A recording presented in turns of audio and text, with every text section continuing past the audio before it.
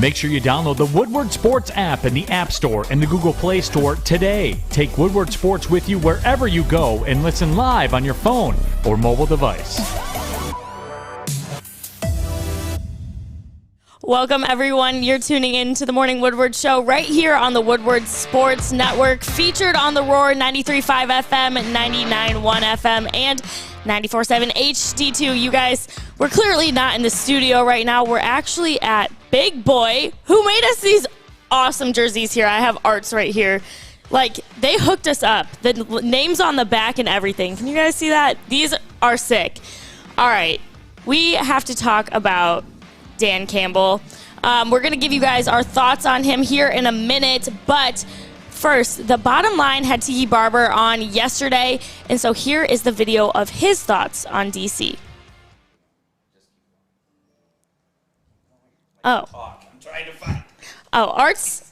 Well, we'll just see. How are you guys over there? Show them. Adam's got a different jersey on. All right, so I got a big boy jersey on. It's awesome. Yeah, there you go. It's pretty insane. I think they gave me Maz's size, but no, this is perfect. You got the white, I got the black. Yeah, you guys look perfect. We're gonna argue today. I've got to say, black and red on a hockey jersey, I could have never imagined working, and it's actually not that bad, honestly. I like it. I'm giving it a chance. I'm more of a classic light blue, maybe a Royal Navy. I don't know. I'm more of a, the Toronto Maple Leafs have insane jerseys. Red Wings, obviously.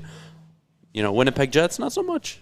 We'll see. But we got to talk about Dan Campbell, right, Kennedy? Yep. Right. So Dan Campbell, the director of football compliance and lead football counsel, Campbell says he's been taking notes for him. They've been going back and forth. But Kennedy, could you kind of give us the details on what's going on and kind of what we're going to lead into next? Yeah, so basically they hired John Dykma, I think is how you pronounce his last name. Basically, he's taking notes for Campbell throughout the game, and they go over the notes after every game so Campbell can kind of understand what he can do better. So basically what he came out and said about it during his press conference was that he hasn't overruled anything on the field or ordered Campbell in any way during the game thus far, but he does offer information during certain situations. So Campbell is kind of getting helped out, but it's more a post-game process that he's helping him out with. Okay, very cool. I believe yesterday on the Bottom Line, Tiki Barber joined the show. Could we hear what he had to say on Dan Campbell? The frustration starting 0-3 and really the season being over before it ever gets a chance to get started. It's hard for Giants fans to accept that and realize that this process takes time. Like, people are calling for Joe Judge to be fired already. I'm like, are you kidding? Like, pump the brakes, man, right? Look what's happening in Detroit. Detroit's losing some tight games, but Dan Campbell, former Giant, by the way, my teammate, love that dude to death. He's got them fighting, man. Seriously, like, they fight to the end of games. They're not laying down. And history would tell you Detroit's never going to get it right. It doesn't matter who you put at the head coach. The organization is crap, and it's going to be faulty all the way through. But Dan Campbell is changing that. And I think it's a good sign, despite the fact that they haven't won yet. All right, you guys, now that we heard what Tiki Barber had to say, I want to know, what are your guys' thoughts on Dan Campbell at the moment and also his new hired game clock management helper? I don't see it as a problem. No. Anytime you can get a second opinion, somebody to really sit down, you have to keep in mind Dan Campbell is in the middle of the game. He's not going to be writing notes down. The fact that he has kind of a quality control guy where they can sit down and go over everything after the game, I don't have an issue with that. I actually think it's smart. Matt LaFleur actually is also doing this. It's kind of dumb not to have one.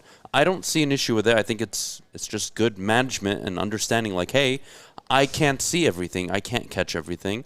Let me put somebody in a position. And I'm sure after the Baltimore Ravens game, they probably both were sitting down scratching their heads like, we literally played the odds of impossible almost, and we somehow lost the game. But you know what? We'll move on. If they feel they made the right decision, that's a them thing. I can have a different opinion just like they can. But we can move on now to week 4. This idea that they're going to continue to share notes with each other. They're going to continue to have back and forths. I like it. I like that he's open to hearing other people out. I like that the fact that he's willing not to only be Mr. Talk all the time. He's willing to listen. I think that's a good sign of a leader. Whether or not, again, he's going to be a great head coach in the NFL 2-3 years from now, we'll see. We'll see. He has time. But, Jeff, your thoughts? Yeah, new head coach in his 3 games, his first 3 games in, and now he's already acknowledged, listen, I at least need help post-game to just acknowledge everything that I did right or I didn't do right. You saw in the Packers game, a lot of people questioned before the half his time management issues, but that's a problem with a lot of coaches. I mean, you talk to Mark McCarthy, he's another one that has awful time management issues, but the fact that Dan Campbell's hiring Mr. John Dykema. Dykema. So, like you said, Matt LaFleur just hired a time management guy in that position. But more importantly, Matt LaFleur even said, in fact, if you don't have a time management person at least around you to help you out, it will get you fired. That's what Matt LaFleur said, because if we question a coach's ability to at least manage time, that's a big factor. But you got to go into the game with every scenario already mapped out. You have to understand that if you're down by 3, right. Well, let's not even use points in this example. If you're down by a score, 2 scores, if let's say the other team doesn't have their timeouts or you don't have your timeouts, how do you approach the 2-minute drill? Mm-hmm. How are we going to manage the clock here? And that is something that needs to be accounted for and game planned for prior to Sunday. Yes, it's something you can go over after the game. Yes, it's something you can discuss and say, all right, we believe this was the correct play call. Maybe next time we don't go with this play call. Maybe we design a new concept. It all depends on the situation you're in. But to be fair, you have to be ready to be down by a few points against Baltimore. You have to be ready to be up by a few points in that drill.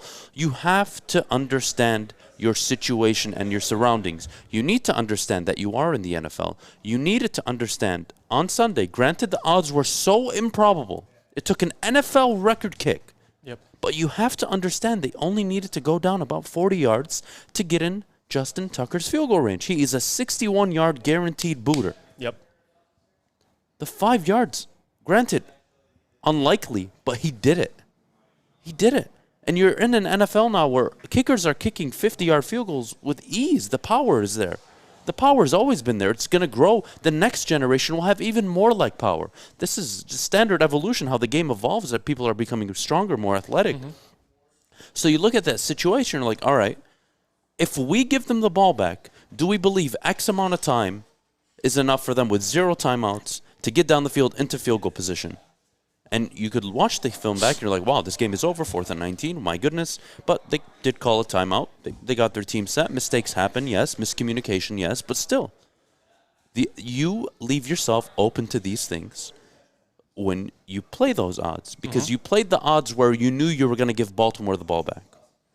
There was a higher chance of you giving them the ball back and an opportunity by running the ball 3 straight times and burning their timeouts, because let's be fair, on that drive, it wasn't your run game that was getting you down the field. It was actually Jared Goff, 3 for 3, 65 yards. But again, I don't want to get too caught up on the decision, but just in general, this is how you have to think. And when you have a guy in the background, somebody behind the scenes who you have a good communication, good rapport with, you're like, all right, hey, Jeff, here's what I saw, man. You made some good decisions here. You did play the odds correctly to an extent, but hey, you didn't take into account that Lamar Jackson was the quarterback. Right. This is a team that could easily move the ball downfield if they chose to. We saw in the first half they missed Marquise Brown multiple. Well, they didn't miss him. He just dropped the ball. But you were exposed over the top multiple times. Let's not take the chance. They really only need 2-3 completions. If we give them the ball back, let's go for the kill here. At least, we're trying to win the game and not lose it. Right. So I like the idea of having it. I think it's cool. I think it's responsible. It's a good sign. Now, whether or not that translates into wins, we'll have to wait and see. We're going to talk about the Bears-Lions going forward. But, Jeff, your takeaways on what Tiki Barber said about Dan Campbell, kind of, Detroit's always been a mess. Detroit have always been losers, and they'll never get it right. But with Dan Campbell, you see kind of his, the energy, the leadership, the culture shift. Okay, good things. We can acknowledge that. Is he Mike Ditka or how he's being compared to him? Way too early to make those comparisons. I think it's one, irresponsible, two, it's unfair to Dan Campbell. You're really going to compare Dan Campbell to a Super Bowl winning head coach who, let's be fair, had one of the greatest defensive coordinators. We know the story with the Bears, guys. Let's not beat around the bush here. But regardless, they're getting things right to an extent. It may not translate on the football field year one, but your thoughts on Tiki Barber? Yeah, Tiki Barber, I mean, it's not just Tiki Barber. There's a lot of former NFL players that at least respect Dan Campbell. He's a former player. We know this. So, and they watch the film on the Detroit Lions. If you look at those 3 games, you could talk about the 38-10 versus San Francisco, but more importantly, it's how they finish. And that's a Lions thing I haven't seen. In the Packers game, they didn't finish very well. It's the inconsistencies, but there is positives you're seeing. And I think that's a lot of people around the league. It's a new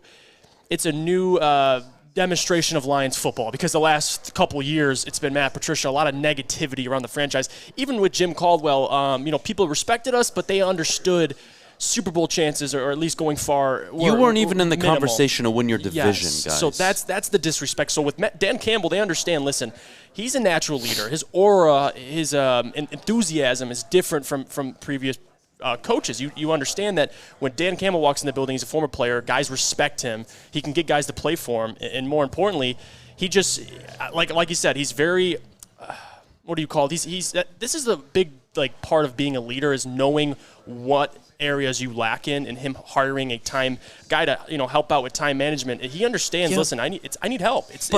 But let's look at Dan Campbell, and let's forget the win-loss record. Let's just look at the situation he took over. He took over a very toxic organization, a toxic locker room. It was so bad under Matt Patricia. Let's rewind. Rod Marinelli, 0-16. Calvin Johnson's second year in the league, 0-16. God. Who comes in? Jim Schwartz. Now, he doesn't win a ton of games early on, but what did he do? Very similar to Dan Campbell. His aura. Changing the culture. We're going to fight. We're not going to let you push us over. I've seen this before. Now, whether or not Dan Campbell can be a better head coach than Jim Schwartz, we'll have to wait and see. Ideally, yes. I love that big boy thing behind us. Thanks, Stick. But my point is here, what's the ceiling? I don't know the ceiling of Dan Campbell yet. He could be an excellent coach. He could be a good coach. He could be the coach that you needed to get you out of the slump, and then you bring in the next guy. I don't know. It's way too early to say. My thing is with Dan Campbell, and I talked to our guy here, Easy, about this. It's how long before, because Jim Schwartz, when he came in, he brought that rah, let's go, and no one's going to push us around. How long did that last before it's... They peaked year 3, and then they had a 4-12 and then 7-9, or 4-12 and 6-10, or 4-12 and 7-9. It was one of the two, regardless. He was on the way out. He was underperforming with a good roster at the time. Caldwell comes in. The roster is pretty good. They peak year 1, 11-5, 7-9, 9-7, 9-7, and then the roster was really on the down. It was going down the drain before Patricia walked in. Yeah. So many pieces had left. Players were out of their prime. It was not ideal, and you also have to keep in mind that Matthew Stafford was dealing with a ton of injuries. The offensive line wasn't all that great. Stafford was still playing. Right. He's a tough guy, but still, you didn't have a product that you actually took seriously, where you're like, hey, Green Bay, watch out. We're winning the division this year. We got a better football team than you. That's not been the case. And I really want to see that become the case under this new front office, under this new regime, under this new head coach. You want to be division contenders. Let's get the respect there first. And then you can move on in the playoffs and try to win playoff games and be consistent from there. But the only way you change the culture and you get people to stop saying same old Lions is you win consistently over a 6 to 10 year period. You don't just show up and have 2 10-win seasons in the last 10 years and say, hey, it's better than before. Right. That's not how it works. Right. It's not how it works. But Kennedy, we do have to hit our first break. We are live from Big Boys. Kind of tell us what we're doing down here, Kennedy. What are we doing, guys? We're vibing. We were talking about this earlier. We all have a Big Boy story. For me, when I was younger, I lived at Big Boy. Every time I was with my grandma, we did lunch at Big Boy. She absolutely loved it. And while we're talking about Big Boy, these awesome hockey jerseys we've got on, we've got to shout out the Red Wings. They beat the Breaks off the Buffalo Sabres last night, 6-2. So it feels dang good to say that the Wings are 2-0. Doesn't matter to me that it's preseason, but Jeff, you've got to tell us about our friends over at Northwestern Tech. Yeah, listen, you or any friend that is looking for, just to go to a trade school, go to Northwestern Tech. They set up everybody straight out of graduation with a good paying job. I've heard people are paying up to $70,000 for graduates from Northwestern Tech. So you start a new career in an industry that is always essential no matter what. It's the heating and cooling industry. You learn more today by visiting northwesterntech.edu. Hi, I'm David Hall from Hall Financial. And at Hall Financial, we treat our clients like family. And our number one priority is giving each of our clients 5-star service. Our passion for 5-star service, combined with our expertise, allows us to find the best possible solution for refinancing your home loan. We take the time to focus on both the individual and the numbers. We're going to walk you through the process and close your loan in half the time of our competition. Go to davidhallmortgage.com today. Welcome back, everybody. You're tuning into the Morning Woodward Show right here on the Woodward Sports Network. Happy Friday, you guys. I haven't even said that yet. It's weekend time. Party time. Thank you, Art. All right, so we've got to get into Thursday night football from last night. The Jags took on the Bengals, and oh my gosh, did they mess with my heart. I thought we were going to see a Jags dub. I really needed that from Marvin Jones and my guy Urban Meyer, but they just couldn't give it to me. I checked at halftime. They were up 14-zip, and then they blow it. They lose on a field goal, 21-24. Adam? There's nothing better than in. waking up on a Friday morning and watching Kennedy be absolutely miserable. My goodness, what a beautiful feeling. Urban Meyer and the Jacksonville Jaguars play a perfect half. Up 14-0. They stifled Joe Burrow and company the entire first and second quarter. They have an opportunity to go up 21-0. I love the aggressiveness, but unfortunately, it didn't pan out for them. And what happens? Zach Taylor, Joe Burrow, they put their heads together at halftime. They come out. They understand Jamar Chase is garnering a safety help over the top on the sideline. They know really that the linebackers are stretched right now. Even if they play zone, they're going to like their matchups with their tight end. And lo and behold, Uzama, unbelievable night. 5 catches, 95 yards, 2 touchdowns, all on underneath routes. This was the simplest adjustment that Zach Taylor and company could make. It absolutely made the difference. Jamar Chase, the one time they left him in one-on-one coverage on the sideline, Joe Burrow attacked it against Campbell, and they hit each other. I believe it was a 42-yard catch. But the point here, Zach Taylor and company, unbelievable second half adjustments, and it really told the story of the game. They won 24-7 in the second half. They came out pedestrian-like. They were stifled. Jags had a good game plan. Unfortunately for Jacksonville, you have a rookie quarterback. You have an inconsistent O-line. You have wide receivers that outside of Marvin Jones really can't get separation. Laviska Shenault isn't looking all that great this year. I'm not sure where DJ Chark is. Somebody find him. He might not even be playing for the Jacksonville Jaguars this year. He is nowhere to be found. I don't even know if he was targeted last night. I don't even know if he was on the field. It was really bad. It was really, really poor from Jacksonville. They're likely to get back-to-back number 1 overall picks this year. They're not a good football team. And I know right now it's very easy for everybody to just get on the Urban Meyer hate train. Yep. And no, it's not about backing off. Look, Urban Meyer. Hate you guys. You'll know if Urban Meyer is going to be a good coach by year 2. And he'll either leave the NFL midway into next season, or he'll show some development and he'll continue to grow. Maybe he's a good coach, maybe he's not. We'll see. You can apply this to every rookie head coach. By Thanksgiving of next year, I'm going to know if you're going to be a good coach or not. It's not just about the win column. It's, has your team developed? Yep. Have Improved. you gotten better? Yep. Have you limited the mistakes you made last year? I'm going to figure all this out by next year for not only Urban Meyer, but every other single rookie head coach. And to just recap the game, Joe Burrow is everything that a number 1 pick is. He is so confident. He trusts his legs. He trusts his arm. He's your prototypical quarterback. And for the Bengals, I said it yesterday, you could not afford to lose to Jacksonville on Thursday Night Football. You can't be 2-1 at home losing to Jacksonville, who are 0-3. It's unacceptable. Zach Taylor, that would have been the worst loss of your career had it played out that way. You couldn't afford that. You needed to go up 3-1. You needed to improve to 3-1, and now you are sitting at the top of the AFC North. The Ravens are 2-1. The Browns are 2-1. Pittsburgh are dumpster fire. You don't have to worry about them. Yep. Cincinnati is in a good position. I love their offensive weapons. We always talk about should they have drafted Penne Sewell. Jamar Chase looks damn good.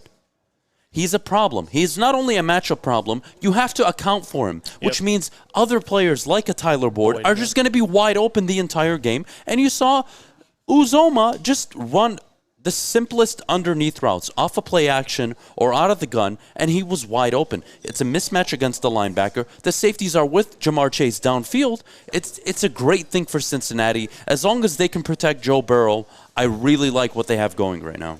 Yeah, we know what the Bengals need to address. It's definitely the offensive line, because other than that, they're building a very good football team.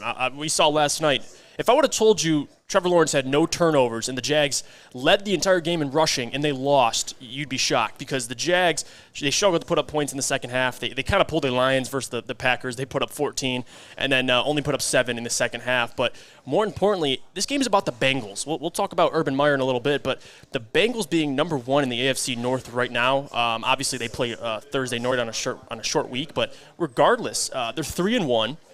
They haven't really versed. I don't believe the Ravens yet. I don't know if they've taken on the Browns yet. But in terms of just starting off 3-1, Joe Burrow missed last year. In year 2, people were questioning if Zach Taylor could even coach the last couple of years, and now they look good. Jamar Chase was the right pick, regardless if they're struggling to protect Joe Burrow. Like you said, he does so much for their football team. With Jamar Chase on there, it opens up plays for CJ, Tyler Boyd. He caught 9 catches last night. It just opens up the field, and Joe Burrow is so talented. He doesn't need a Jamar Chase. He can spread the wealth around, and that's what you want to see. But from the Jags, this is the first game, obviously, that I've seen Urban Meyer coach a good game. They obviously lost, but the fact that Trevor Lawrence looked good, and they didn't ask much of him, and they didn't ask much of him. That's what you want. Yep. It's what you want, but at least how many games in the NFL do you honestly expect to win scoring anywhere from 17 to 21 points? It's hard. It's very difficult. Yeah. It's very difficult, especially when you have a rookie quarterback. I don't like it, but you got to look at Cincinnati, right? They open up with an impressive overtime win against Minnesota. Yeah. Right? They follow that up with an ugly loss to Chicago, but they bounce back. They dominate the Pittsburgh Steelers, and then they come out and they come back and beat the Jacksonville Jaguars. I like where Cincinnati is going. I got to give them credit. Zach Taylor, you talked about this earlier. People were questioning, this is another offensive-minded guy. Is he going to be able to translate and become a head coach? Well, you know what? We're 4 games into the season. I've got basically 25% of the season gone. He can coach. Whether or not he can turn this team into playoff contenders, division contenders, playoff winners, we'll have to wait and see. But he's got the quarterback. Mm-hmm. There's no excuse. You've got the quarterback, Zach Taylor. You've got the weapons. Now, can you build an offensive line? Can you get a better pass rush? Can you get better secondary? That is going to be what we find out over the next 2 years. And again, it's in one of the most competitive divisions. You have Baltimore.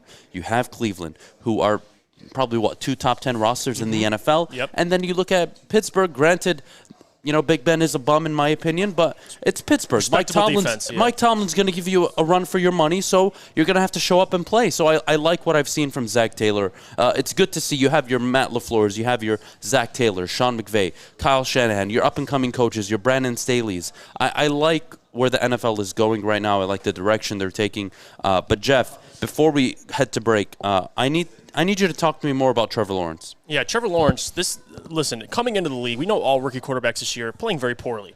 And you could blame the situations they're in. Mac Jones just had 3 interceptions, and he plays for the New England Patriots, a very talented football team in terms of what's around him. If you look at Trevor Lawrence, what frustrated me is with Darrell Bevell, them not committing to running the ball and trying to make his job easier. The guy's a rookie. Yes, he has the stature of a Peyton Manning. Doesn't mean he's going to come into the league and dominate. Any rookie quarterback, you see it, Zach Wilson, anybody. So with Trevor Lawrence, my frustrations was with Darrell Bevell, was with Urban Meyer, how they handled it. But coming into this game, this is what you want to do. They had him on his legs. He scored with his legs in the end zone. You'd want to have him making less poor decisions, because versus the Cardinals, he threw it, oh my God, he was throwing it all over the field, and it was frustrating me because I know how talented Trevor Lawrence is at what we've witnessed in college, and I understand the game doesn't translate, but I don't know, Trevor Lawrence, his composure in football games until I saw him on the Jags was completely different. So that's what frustrated me. I don't want an Urban Meyer to be the reason, or Darrell Bevell to be the reason why he doesn't find success, because that can't happen. If you're Urban Meyer, all right, and any head coach, when you have the number 1 overall pick as your quarterback and you can't just figure it out, you're not getting another job. It's that simple. It's hard, yeah. All right, Trevor Lawrence will be fine. He's not on bust alert. You're not overreacting if you're a Jacksonville fan. the guy is working with limited options. And I don't mean that offensively. I just around him. His team isn't all that great. Offensively, it's a new head coach. It's very raw. It's everything is new around him. You don't want to panic and fire or get rid of Darrell Bevel. You don't want to panic and get rid of Urban Meyer. Why? You really want your rookie quarterback going to year 2 new playbooks? It's not ideal. I could make the same argument. Granted, Matt Nagy's job is on the line this weekend. Do you really want to have Justin Fields learn another playbook in year 2, and you're just like, well... It's the Daniel Jones effect. He had to learn 3 different playbooks in 3 years. Matthew Stafford had to go through a few playbooks. True. But, it was a little different. They switched OCs a ton, but never the head coach. But still, you want to make it as easy of a transition as possible for your rookie quarterbacks. Whether or not Urban Meyer works, we'll have to wait and see. I still think it's way too early to judge. I think agree it's with early you. Year 2, year 3. No, I think by Thanksgiving of next year, you will have an answer for every rookie head coach. Robert Saleh, Brandon Staley, Dan Campbell, Urban Meyer, Arthur Smith. You're going to figure out if these guys can coach. You're going to figure that out. Now, some teams will stick with them longer than they should. Because you need a good I'm going to roster. sit up here Thanksgiving next year, and I'll be able to tell you which ones are going to work and which ones aren't going to work. You know why? Because that is more than enough time to get team development, player development. And again, the win-loss record could help you sway one way or the other. But if you have a winning record, but statistically across the board, you're not performing, you're not getting better, well, then maybe luck is on your side. We've seen Jim Caldwell win 9 games in a season, 8 of them fourth quarter comeback. So, do you want to play those odds? I'll take my chances Thanksgiving of next year to figure it out. Kennedy, we do have to hit another break. But before we go, I wanted your thoughts on your boy, Urban Meyer. Okay, good. I thought you were going to say Marvin Jones. I'm mad at him right now. Only got me 5 fantasy points. Urban Meyer, you're right. He needs the time. He's going to be fine, you guys. I'm glad that, Adam, you're honestly being nicer to Urban Meyer than you have been to Dan Campbell. I don't know if it's because I'm not. I've been so nice to Dan Campbell. You guys just don't listen. That's the problem. I say the same things about Urban Meyer that I say about Dan Campbell. You do, yeah. Give him time. We'll know by Thanksgiving, yada, yada. And I think you're right. But I think yesterday we actually got at least a tiny glimmer of hope. Obviously, the second half did not go down the way we wanted it to, but I got what I needed in the first half.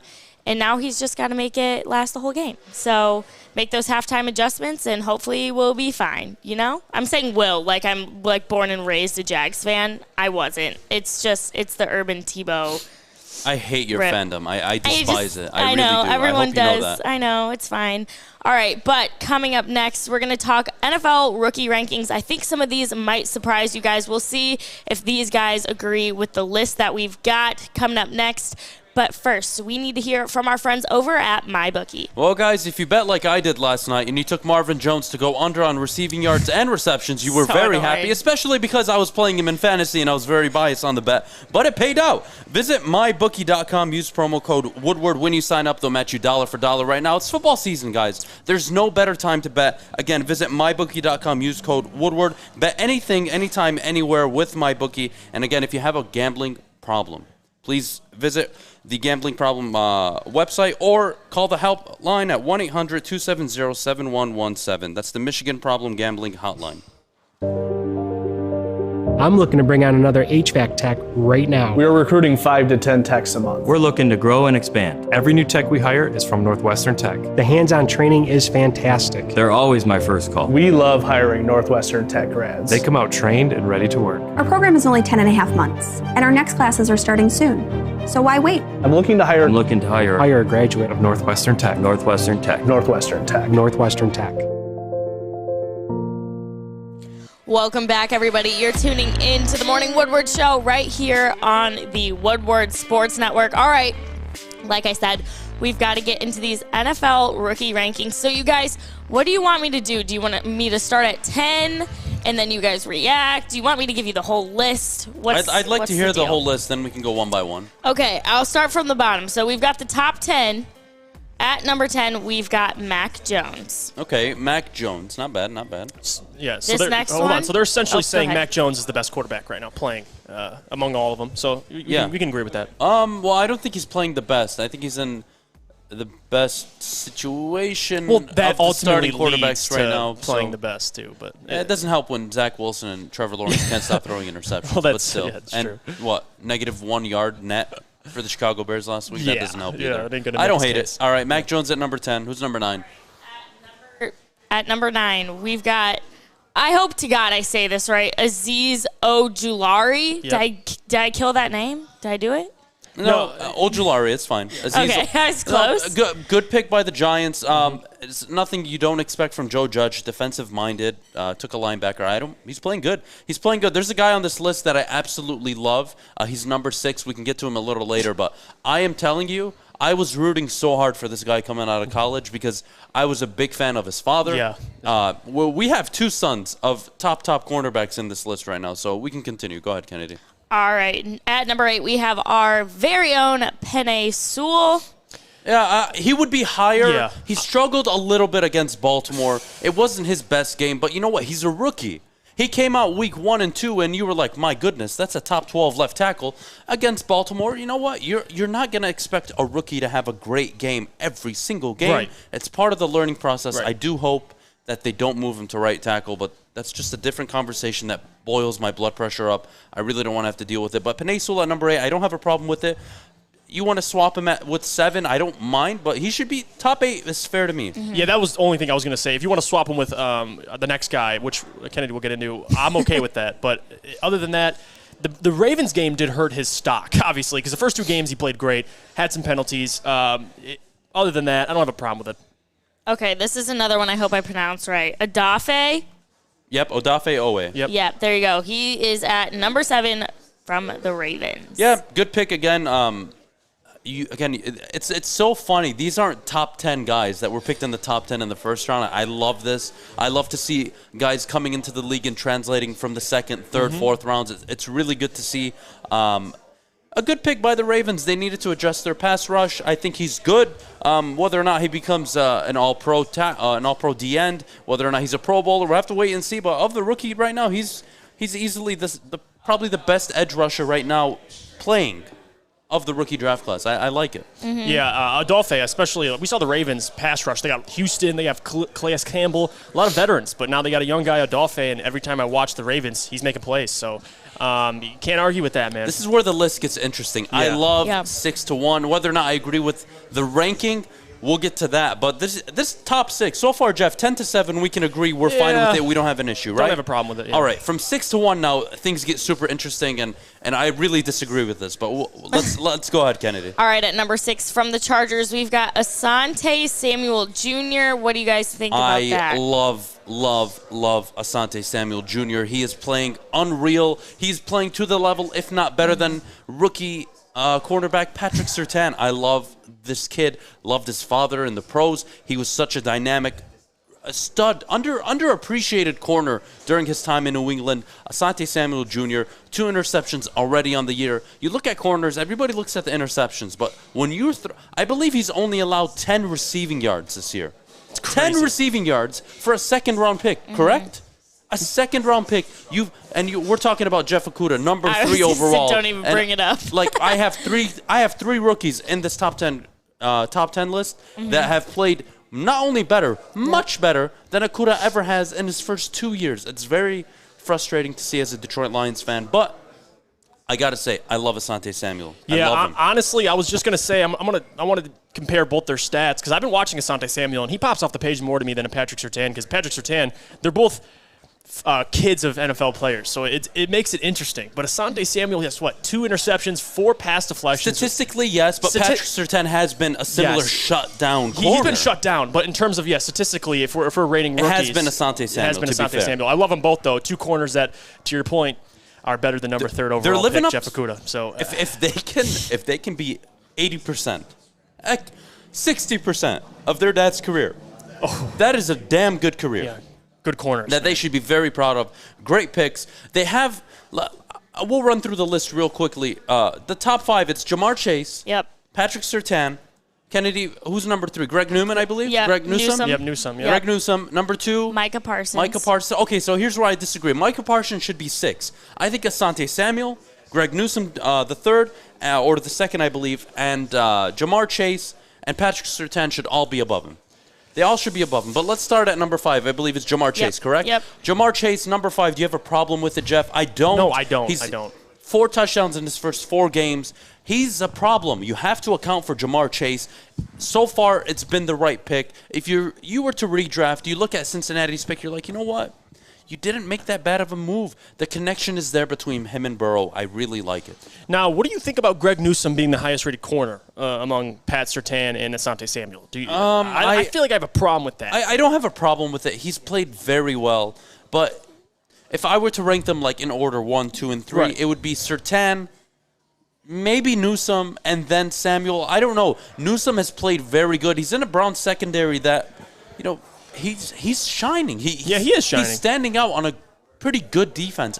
I like what I've seen from him. You got to give the kid credit. I'm not gonna argue too much with it. The only one I really have a problem with is Micah Parsons at number 2. I think that's extremely high. But let's move on. Number 4, Patrick Surtain. We were just talking about him. If he could live up to anything that his dad was in the league.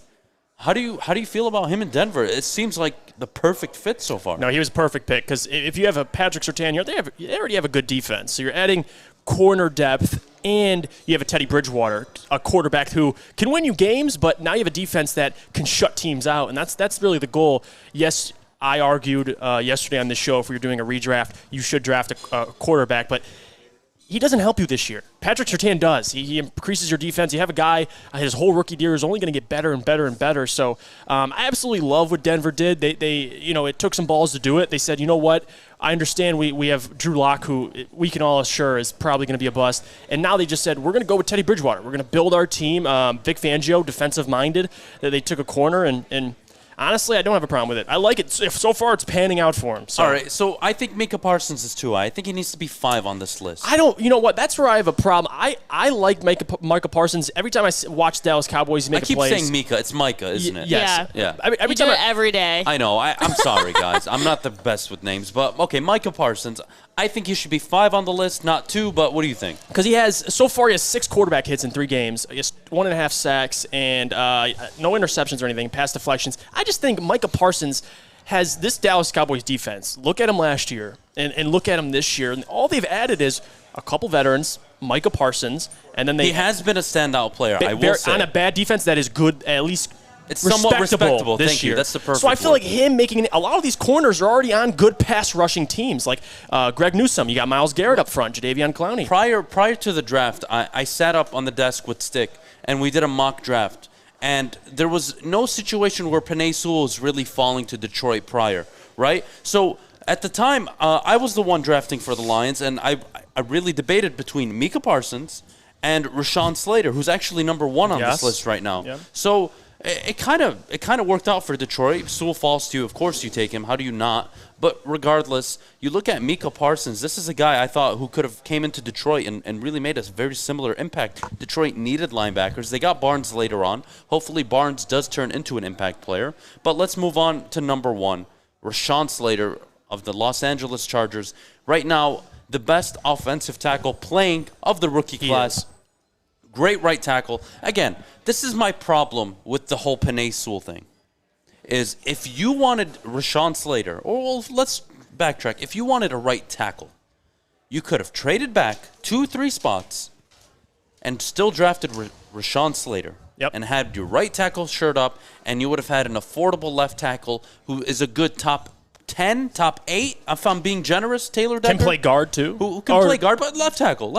Oh, I'm talking about, I thought you were talking about the rookie. Never mind. No. Decker. So you look at Slater now. Slater. That would have been the logical sense, but you don't draft a left tackle who's very raw. Let's remember this. Penne Sewell is very raw. That's why he's such a great prospect. You're like, wow, we can mold this guy into something really special. Let's do it on the right side, where he's not comfortable, where he's not used to taking his first step back with the right step.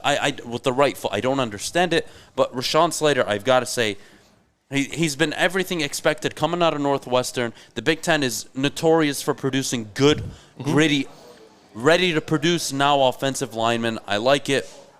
Good for Los Angeles. It's a great piece for Justin Herbert. Your thoughts on not only Rashaan Slater, but Micah Parsons falling in at number 2. Is there anyone you would have put above him? I would have put Jamar Chase. I would have put Patrick Surtain.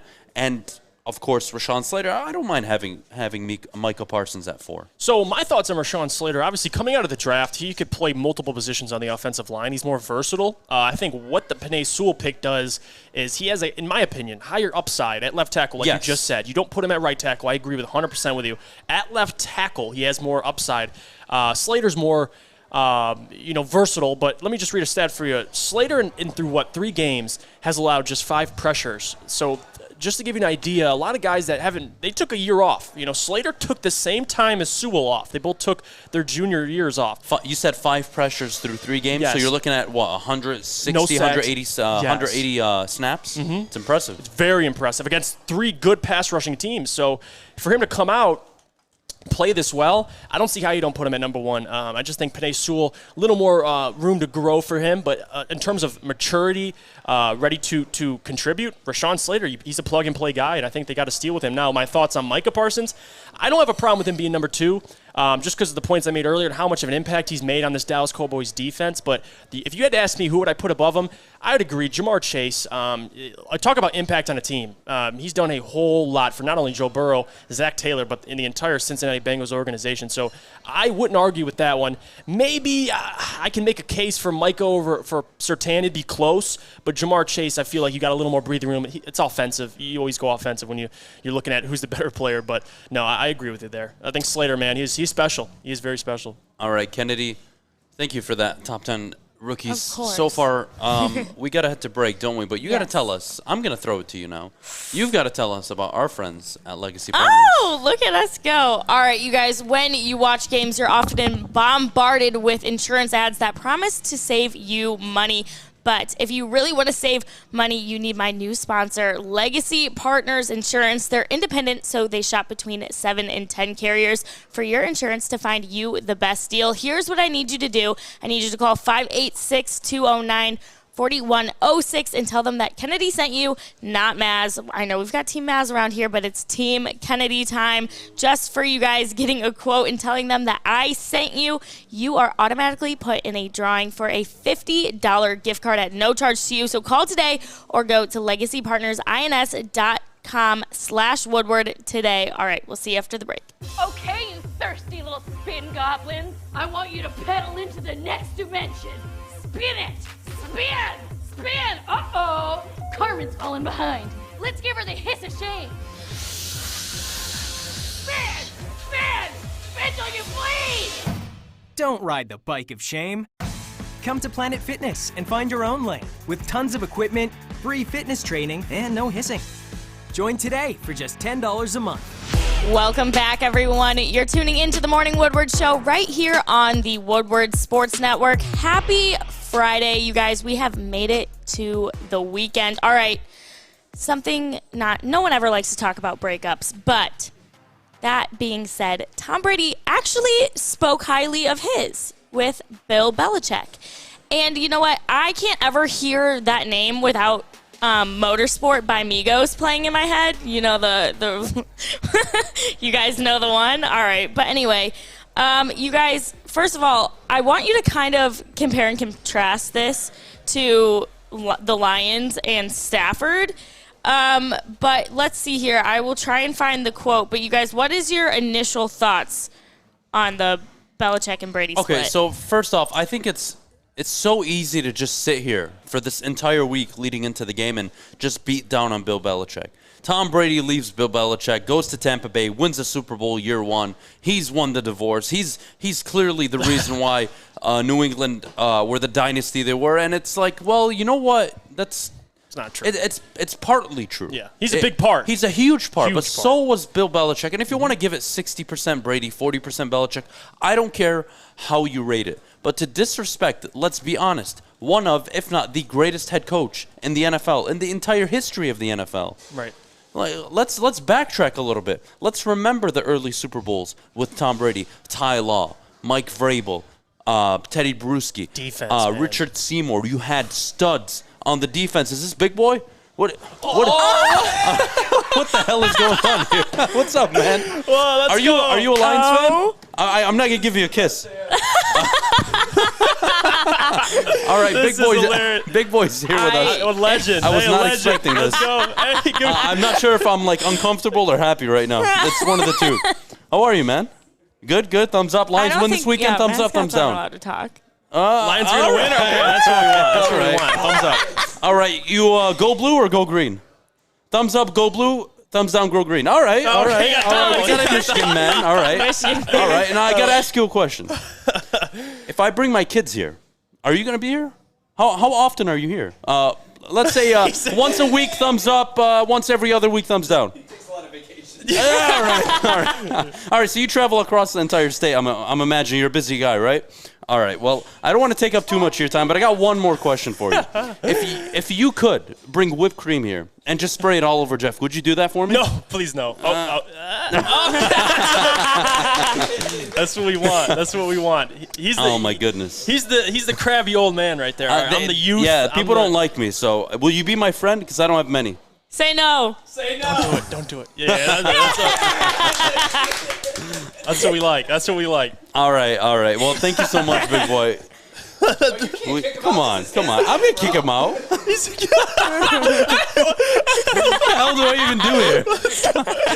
Let's go. All right, listen. I might put him right here as a co-host. You're down for that? Do you want to take my seat for a little bit? You can have my job. Get out of here, bro. I love it. Let's go. It doesn't fit out his head. We're done. Oh, he's got the call. Oh! This man. Okay, listen. All right. Hold it for him, Jeff. All right. I'm honored to have you right here. I'm very honored. Yes. You know what I like? I could just. There's children watching, big boy. Put on your clothes, damn it. Come on. Is that even allowed on YouTube? PG-13, man. We're gonna get taken down. We got a boob on YouTube. Kennedy, I found you a potential boyfriend. Oh, thank goodness. It's about time. Actually, I don't. So many Hey. All right, big boy. Bye, big boy. He just made the only. His nip's gonna be on you, Jeff. All right. Hey, we appreciate the hug. Do I? No way! Let's go. Joey, how did you get in there?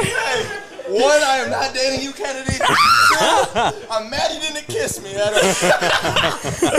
I love it, man. Ouch, Joey. I don't know if I'm like happy or more uncomfortable that big boy was actually Joey this whole time.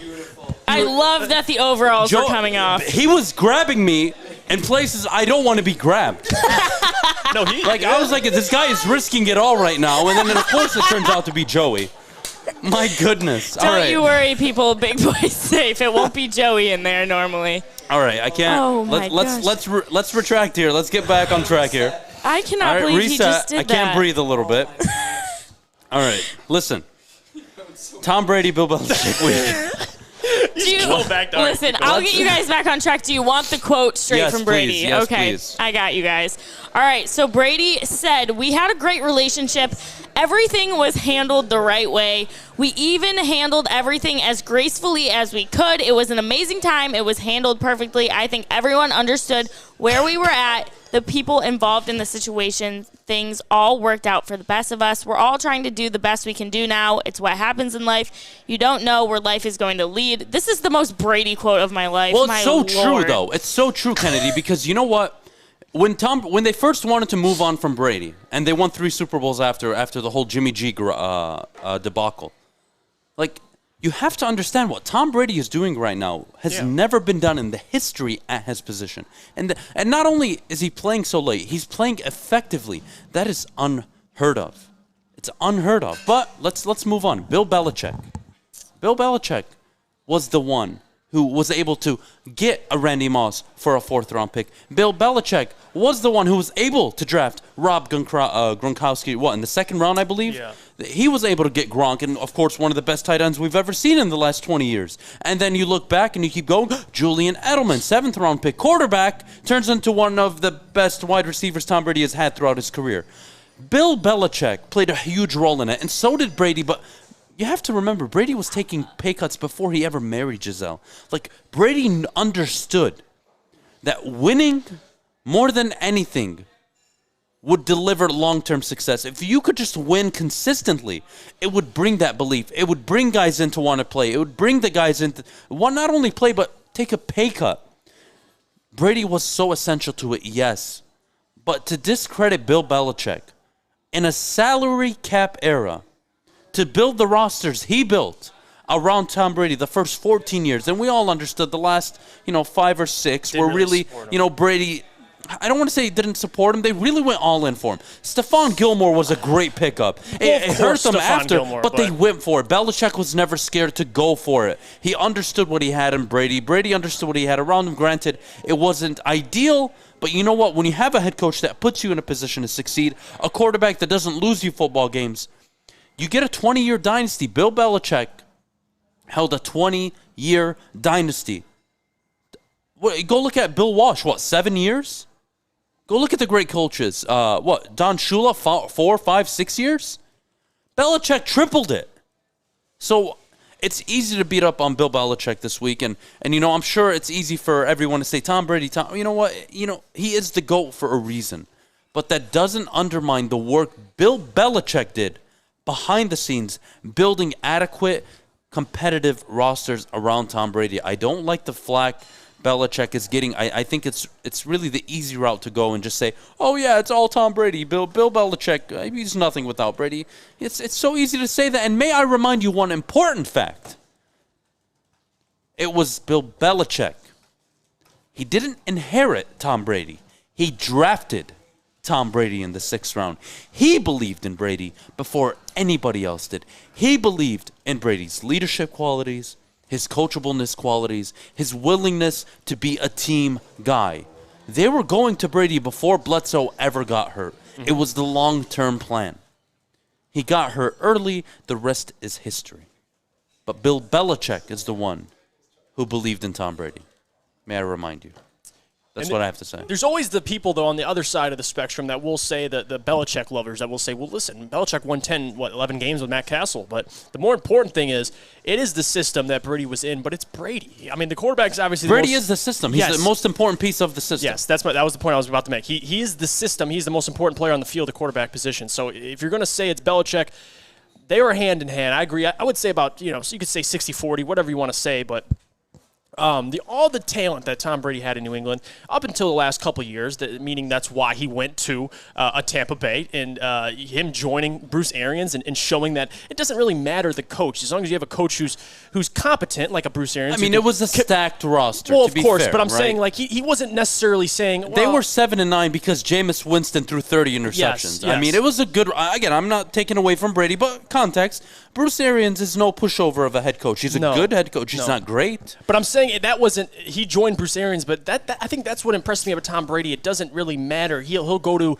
It could have been Tom Bruce Brady Arians. now can. Yes, he can walk into any situation. But Tom Brady year 1 to 6. Of course, yeah. You need some. You got to develop. He obviously had Belichick with him in growing into that system, made him a better player, and now look at him, Super Bowl champs at 44 years old. So it's more to Brady. But what Belichick did without Brady, at least.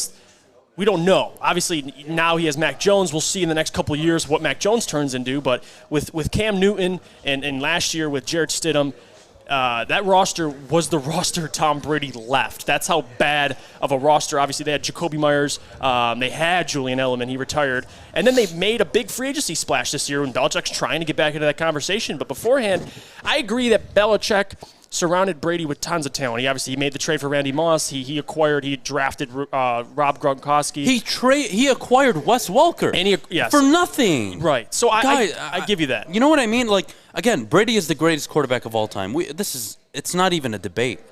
But how can we sit up here and just bash Bill Belichick all week?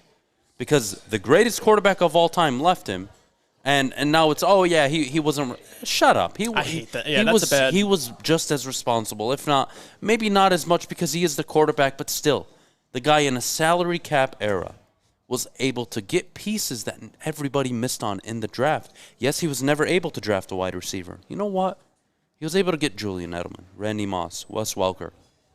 He's able to get pieces around him. Yeah. Your Deion Branches, your David Givens. Get players that make plays, like Malcolm Butler. Kevin Falk. Get guys that just make plays. You had your Lawrence Maroney for a few years. He always managed to get at least something where he knew that he had the best quarterback, he would overcome it. Brady elevated his entire roster, yes. Elevated everybody, yep. He did, but that's what a great quarterback does. That's what a great quarterback does, and Brady is the anomaly. He is the GOAT. But Bill Belichick really assisted. I don't like that it's Bill Belichick, beat on Bill Belichick week, but hey, it's the easy route, easy way out. I don't blame people, but we got to go to break. Kennedy, what do we got coming up? You guys, we have Michigan versus Wisconsin. Predictions coming up next for all of you U of M fans out there. But first, you know what? It's Friday, which means, Jeff, what do we eat on Fridays? Yeah, it's going to be Papa Romano's. Listen, you guys have pizza day, usually on Fridays. My family gets pizza every Friday. And you know what we look to? Papa Romano's, because they got the most delicious handcraft pizzas that have made them a Detroit favorite for over 50 years. House-made dough, hand-cut veggies, and fresh cheese make the difference. The same quality goes onto all their pizzas. Every single one. Does not matter. Subs, salads, pitas, everything. Order now, paparomanos.com. Tony is a third-generation logger that has a simple, practical approach to life and work. That's why his Coast DX342 knife is perfect for him. The stainless steel blade is rust-resistant and made for all-weather use. And the double roll-lock safety ensures that it will never inadvertently close when he doesn't want it to. That's why Coast is trusted tough. Welcome back, everybody. You're tuning into the Morning Woodward Show right here on the Woodward Sports Network. Oh, man, we love you, Fish. All right, Michigan plays Wisconsin tomorrow at noon. You guys, what a big game. It's going to be awesome. But listen, I got to talk my talk real quick. You know it.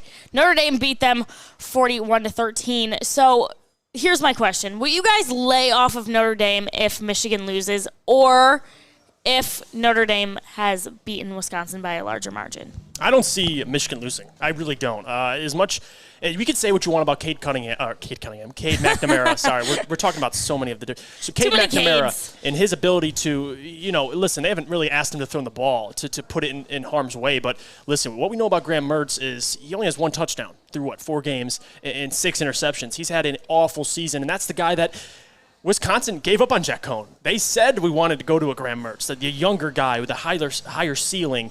And Jack Cohn looks good, obviously, over at Notre Dame. But I don't know if Graham Mertz is going to be the guy to walk in, at least even at home in Wisconsin, and beat this Michigan team. I think Wisconsin showed vulnerability, at least in stopping the run. And when the defense that Michigan has, I think people are underrating because of the opponents they've faced. Once they start going into Wisconsin against a Graham Mertz, and yes, a pretty good offensive line for Wisconsin, but nonetheless, I think they're going to get after Graham Mertz, put him in some tough situations, and I think as long as Cade McNamara just does his job at managing the game, they might ask him to throw the ball. He's going to have to throw the ball accurately, but other than that, I really don't see a situation. It's going to be close. I'm not saying it's going to be a blowout, maybe 10 points or 14 points, whatever. You can go by a score, but I don't see Michigan losing this game. Michigan will need to jump out early, and if they do, then Graham Mertz is going to have to throw the ball, and we've seen what he's done throwing the ball this year. So that's out of the question. Now, Wisconsin, will they be able to stop Michigan's run game? I'm not entirely sure. I don't think they have a chance.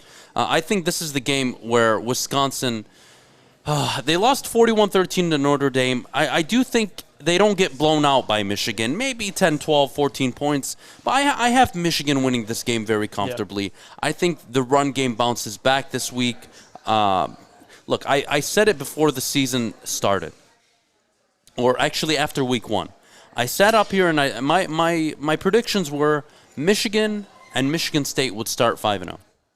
They would start 5-0, and I truly believed that at the time. And here we are. They're both 4-0. And let's play back that video, because I want you guys, as a reminder, this was prior to Miami, prior to Nebraska. Like, I really believe these teams will be 5-0. Art, could you play that video, please? Reaction number 1. Michigan and Michigan State will start the season 5-0.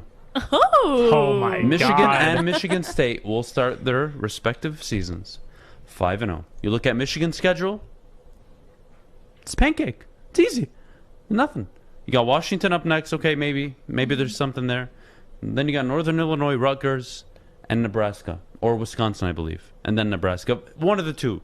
Regardless. We got Miami in there. Miami, too. Michigan State plays Miami. Not Michigan. Gotcha. Yeah, I was talking about Michigan. State. My bad. Michigan's got an easy road to 5-0 outside of Wisconsin, maybe. You look at State, outside of Miami, who just got embarrassed by Alabama over the weekend, lost by 30. Michigan State's not playing anybody that great either. Like, I like it. My overreaction Monday's got to be both teams are going to start 5-0. Michigan State to start 5-0. Listen, Rutgers played a good game against Michigan yesterday. Underrated the job Greg Schiano was doing at Rutgers, but here we go. Michigan State, it's their game to lose this week for Michigan State. We'll get to them later. Michigan, Wisconsin. Jeff, your final score prediction on this game? I could see it. You know what? I'll go 27 or even this is tough. Maybe 27-17. I'll say that. Why not? Maybe 28-17. I believe Michigan wins by at least a score or 10 points or whatever the case may be. But I don't see it being like a blowout. I don't see Michigan scoring 35, 40 plus. And I see Wisconsin staying in there, maybe just right behind them. So we'll say, 28-17. Why not? I'm going to go higher. I think Michigan plays this out pretty well. I think they win 31-21.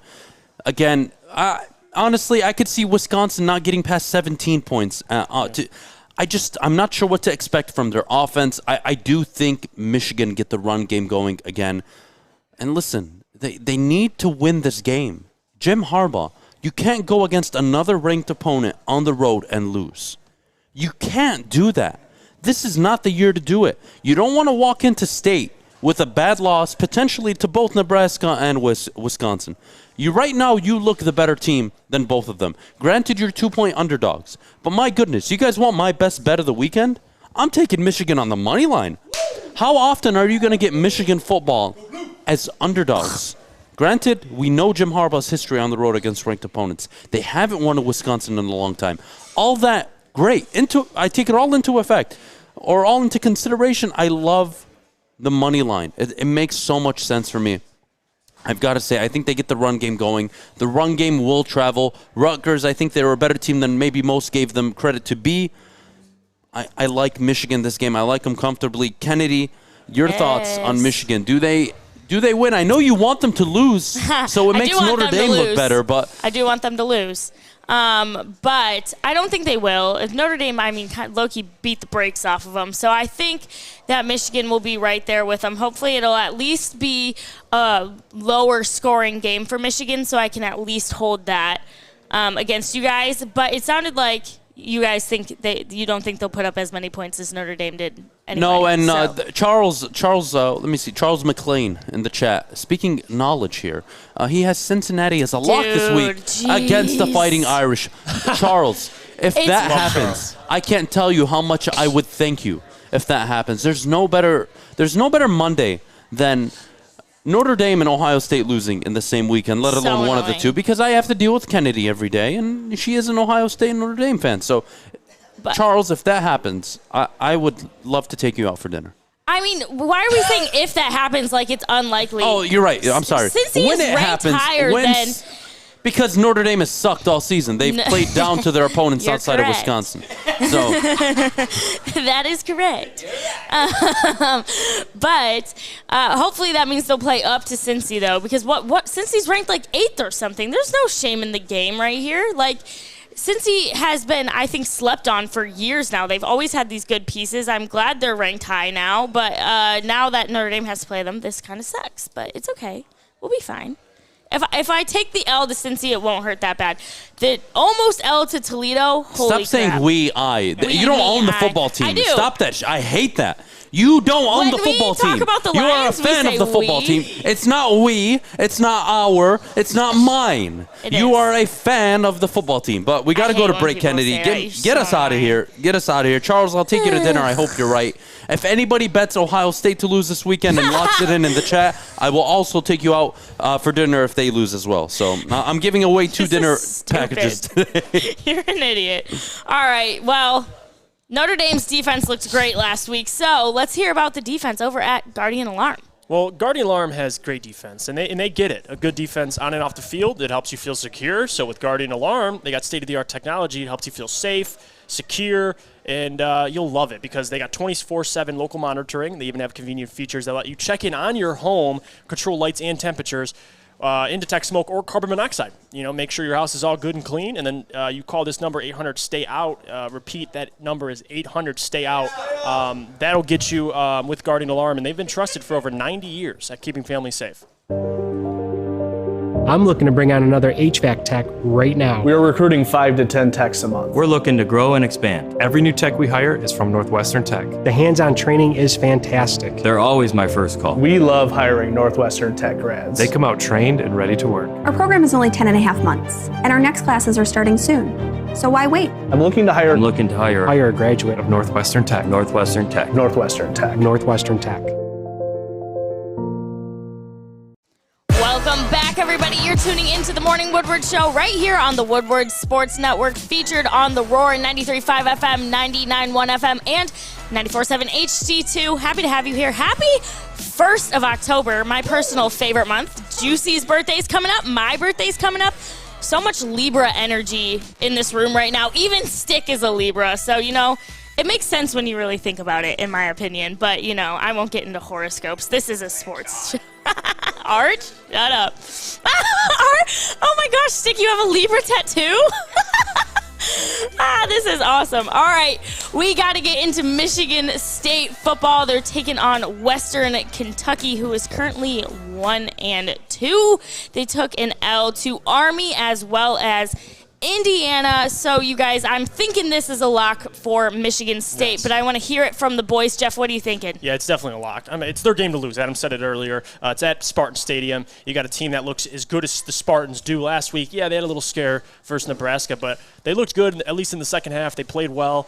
Now they're going against a team who lost to Army. So there is that, but more importantly, it's a good situation. They're undefeated. Michigan State, this is their game. Their game against Michigan's coming up, I think, in 2 games. They have Illinois, and then they welcome Michigan to the Spartan Stadium. So they're in a good position to really go undefeated before that game. And I think this game is really, I wouldn't call it a test, but it is their game to lose. If you're supposed to beat these teams, Mel Tucker, at least in this position, a lot of people expected you. The talent might not be there. It's going to take at least a class or 2 before Mel can start contending in the Big Ten. But he's shown us he can do it as early as this year. And I think undefeated right now, you're going against a 1-2 team in Western Kentucky. I think all the odds are in their favor, Adam. I think this game is definitely Mel Tucker's game to lose because I don't see Michigan, at least in my opinion, they're going to beat Wisconsin. Michigan State has a chance to really beat on Western Kentucky, make both teams undefeated as well. And yeah, I think it's their game to lose overall. Yeah, listen, I have Michigan State winning this game by about 40. Oh, 40. Yeah, Kenneth Walker running all over him. Peyton Thorne's going to get everything he wants. I love Michigan State this weekend. It's an easy game. It's their game to lose. And if they lose this game, that's going to be a loss. Let's go back years. Remember when Michigan lost to Michigan State in Ann Arbor? Yes. On that pump block return to the house? Yeah. You know how that just derails everything. You have so many things going. It was early enough in Harbaugh's time where you were like, man, we're walking away with a win against State. Oh, my goodness, we're going for the natty. And then you lost that game, and it took your season off tracks. What is this? What's going on here? Check Big Boy. Check what Big Boy does for us. Look at what they've done. How are we going to eat on First I get freaking Big Boy. All right, let me help you out, Jeff. Jeff, hold the one side. I'll hold the other side. So this is a Belgian waffle. I don't even know how to explain it, with a ton of strawberries. You got the French toast. You've got a nice omelet with ham, I imagine, and potatoes with hash browns. And then you got pancakes. That's not bad. Big Boy takes care of us, Adam. Big Boy takes care of us. I like it. They're awesome. Listen, this is State's game to lose. Yes. All right? You don't want to walk away. Stop throwing us stuff. I'm so confused right now. Sticks, I'm sorry, Adam. You know what? Sticks just he's helping me out. That's fine. Right? You do what you got to do. You know what? I'll take a break. let me take this over. Adam, no, go on. Please. Yeah, go on. Go on. Let me just Can we get a food review while you're doing this?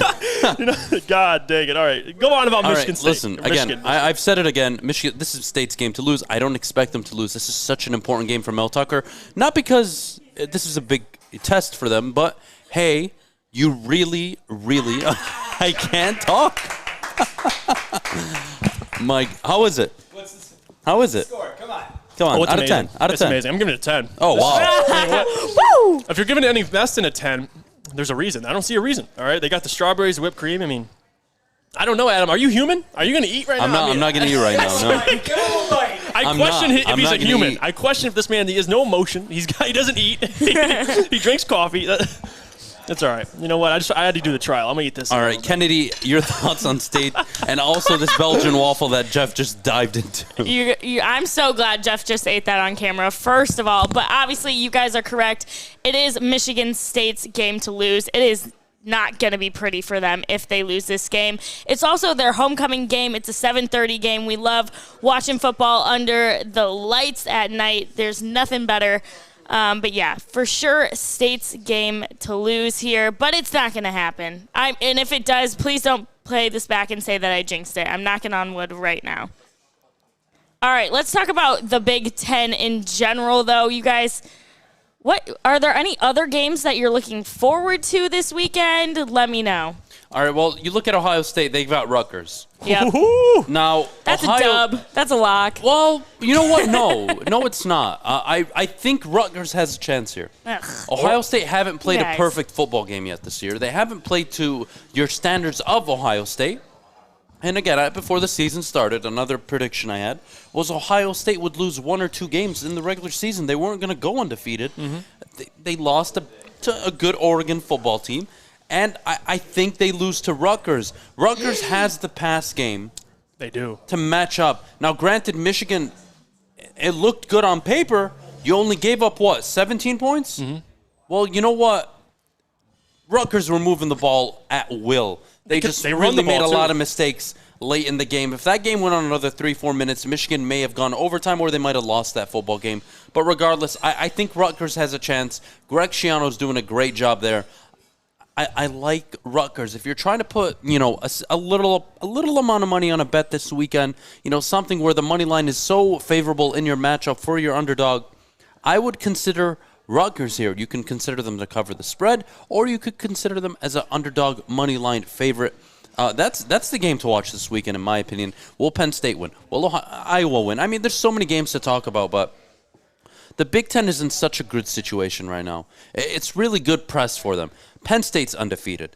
Iowa's undefeated. Michigan State. Mm-hmm. This is really good for the Big Ten. Ohio State, 1 loss, but it's to one of the best teams in the nation right now. So the Big Ten is in a good light right now, especially considering you have Oklahoma and Texas in a few years moving to the SEC. It's really important that the Big Ten showcases and shows out this year. That way maybe they can recruit another team to join their conference, or they just keep that national respective rating that they're going to need. But your thoughts on the Rutgers-Ohio State game? And we'll talk about this. C.J.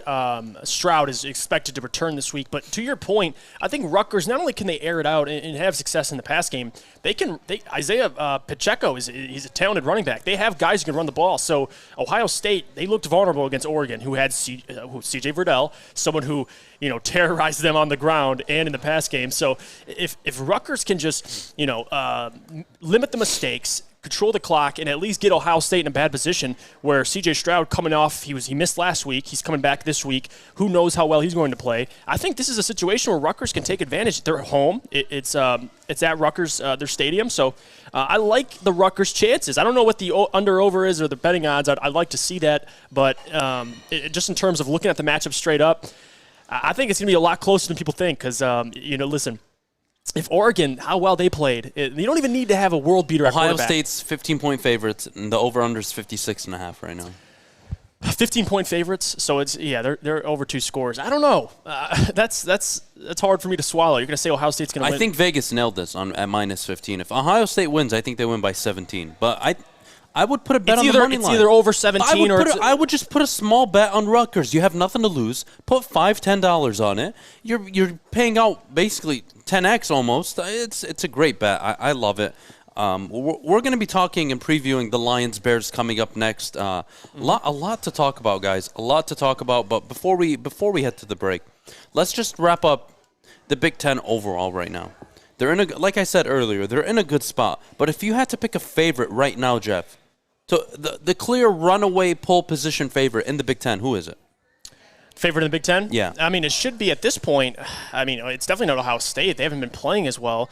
You look at the undefeated teams. I mean, there's a couple of them. I like Michigan's chances this year, at least compared to the other ones. You could throw the Spartans in there, I guess, because they're undefeated. Iowa, maybe, Penn State, but a couple other than that, I don't really see a whole lot other than that, to be honest with you. I still think it's Ohio State's to lose. Really? All these teams still need to play Ohio State. Let's keep that in mind. So to be the champ, you gotta beat the champ. So that's where I'm at there. Their one loss is out of conference, so there's nothing holding Ohio State back from winning the Big Ten right now. Granted, they've been inconsistent, but they are fielding the most talent, I could argue, in the Big Ten. But let's move on. We have a few minutes. I do want to touch on the Detroit freaking Red Wings. My goodness, they looked good last night in preseason. Lucas Raymond got on the score sheet. A nice goal, center of the ice. It was just a great night for the Red Wings. You want to see the young guys play well. Jeff, overall takeaways: 2 preseason games.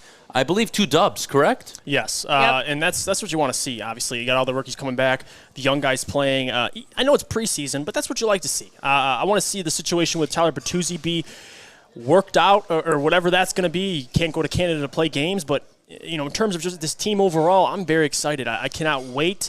You got the preseason for hockey this week. Next week, you got the Pistons starting to turn around with the preseason. My God, we're going to have so much to talk about in the next couple weeks for sports. It's unreal, man. Yeah, you're a stick. So much, man. So much coming up. A 6-2 win, 2-0 in the preseason. Tomorrow, they play the Columbus Blue Jackets. Yep. So, just as a hockey fan, guys, sports is coming around in Detroit right now. You've got the basketball season coming up pretty soon. Hockey's already in preseason, regular season starting soon. Football in full effect. My goodness, this is where it's the meat and potatoes for just Detroit sports in general. You've got 3 of the major sports teams playing. Ideally, in years past, you had the Tigers also playing into October as a playoff contender. But regardless, here we are. A lot of sports to talk about coming up. But before we get to our break, Kennedy, what do we got to do? What are we going to do? Yeah, who do we got to talk about? You know what? I have to give a quick shout out, okay? I'm listening. So, Minnesota plays Purdue at Purdue tomorrow at noon. And I just want to give a big shout out to the Bowling Green Falcons who beat Minnesota. They could not handle the action. And so if Purdue loses to Minnesota, that will make my absolute day because BG beat Minnesota. And so I need Purdue to lose to them because then I would just feel so... Go Falcons. You and your father root for the weirdest teams. You know what? Like father, like daughter. They can't handle the action. Yeah, I don't watch the MAC. Maybe I'm just a horrible Michigander, but I don't watch the MAC. I'm sorry, I just don't.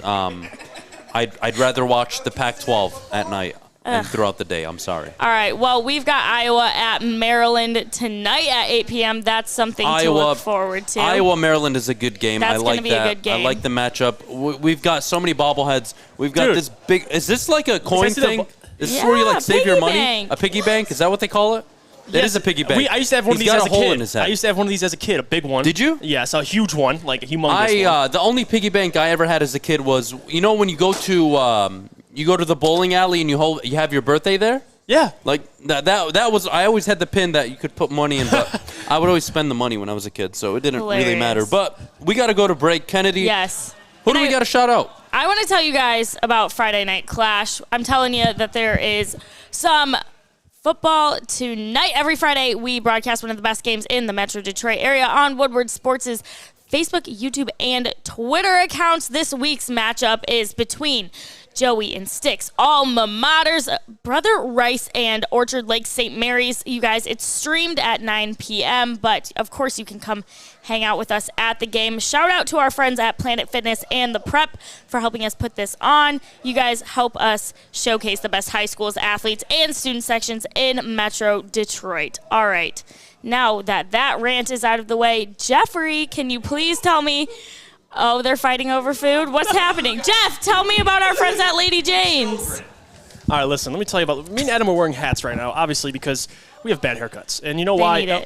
Hold on. He needs to go to Lady Jane's. Let me tell you why. Because Lady Jane's, they're open 7 days a week. Any day of the week, your hair's looking rough. You go to Lady Jane's, you sit in one of their comfy chairs. You get to watch a little bit of sports on the television. And listen, they got great hours. You walk in anytime. They take care of you. Such great employees. And you know why you get your hair cut at Lady Jane's, Adham? Because it's wicked awesome. That's right. Goblin, I want you to pedal into the next dimension. Spin it! Spin! Spin! Uh-oh! Carmen's falling behind. Let's give her the hiss of shame. Spin! Spin! Spin till you bleed! Don't ride the bike of shame. Come to Planet Fitness and find your own lane with tons of equipment, free fitness training, and no hissing. Join today for just $10 a month. Welcome back, everybody. You're tuning into the Morning Woodward Show right here on the Woodward Sports Network. I love my co-host so much. You guys, where's the bobblehead behind me? I've even got one. No, that's the one outside. Hey, guys, we're at Big Boy. I don't know if you noticed. We've got the swag on. I've got my friend in my hand. We're a bunch of ding-dongs. Okay, we have something very important to talk about, and that's the Lions. They are playing the Bears this Sunday in Chicago. You guys, tell me about this game. Preview it for me. Stop shoving your faces with food. I'm getting jealous. Leave Jeff alone. He's enjoying his breakfast. I would like to start this topic. Let me listen, Adam. So here we go. So we got Lions-Bears this weekend. Let's all be honest with each other. If you were to take a situation right now heading into week 4, would you take the Chicago Bears situation or the Detroit Lions? You would take the Lions. They know what they are.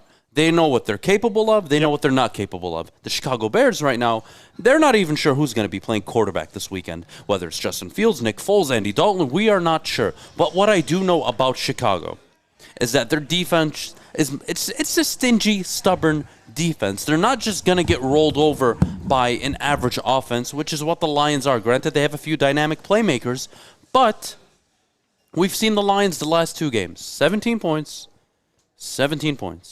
And may I remind you, that's coming all in the first half, and then the other half all in the second.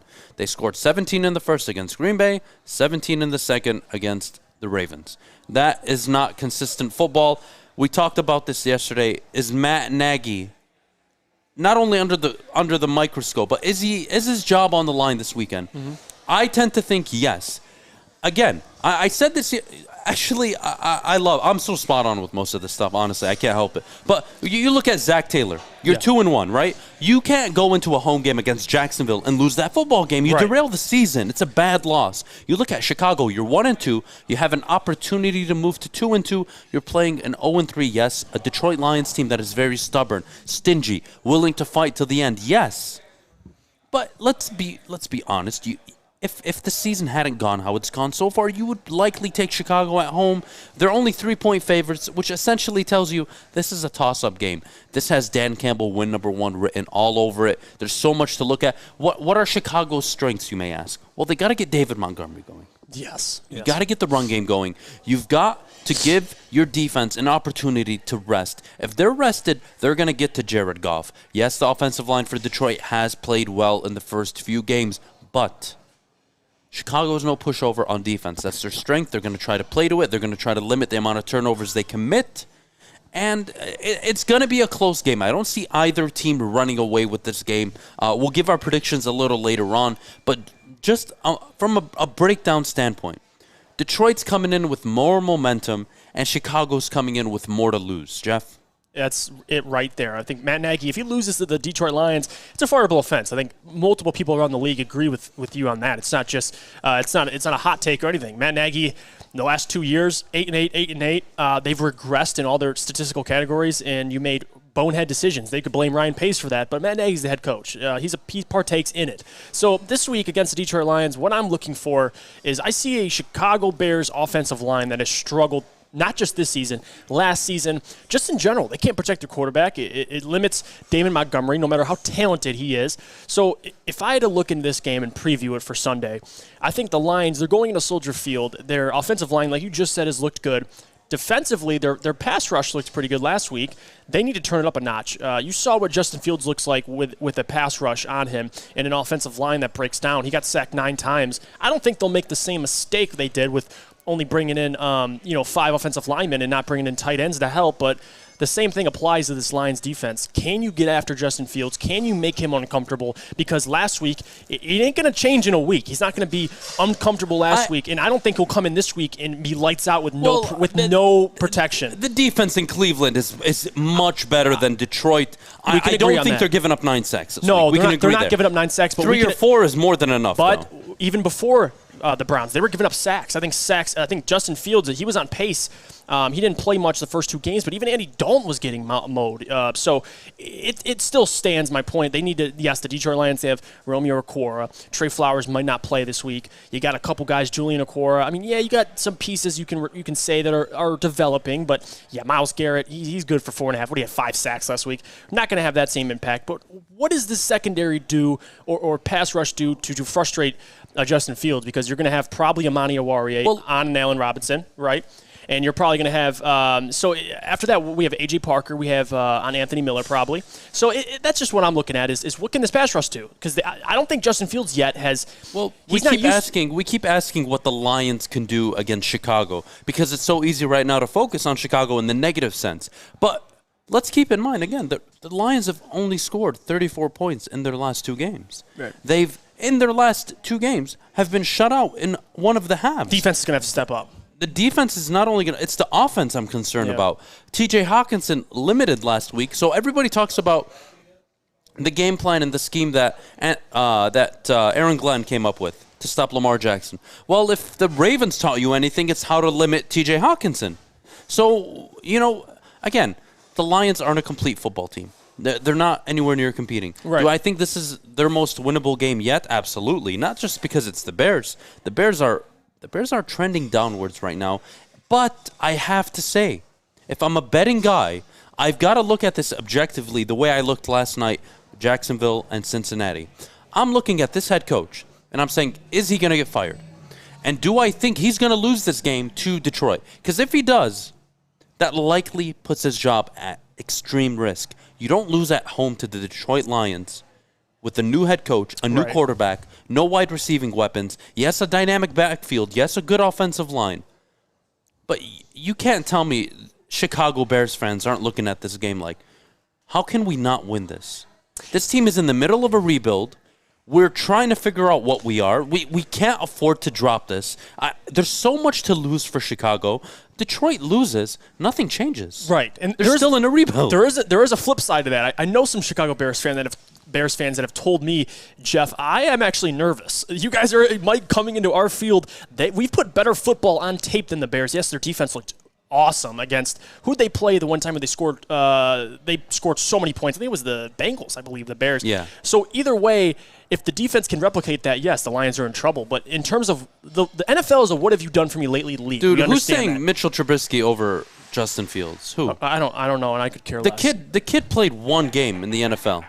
Honestly, are we serious? He's put on better tape so far. Of course, he has 4 seasons of tape. Yes, I know.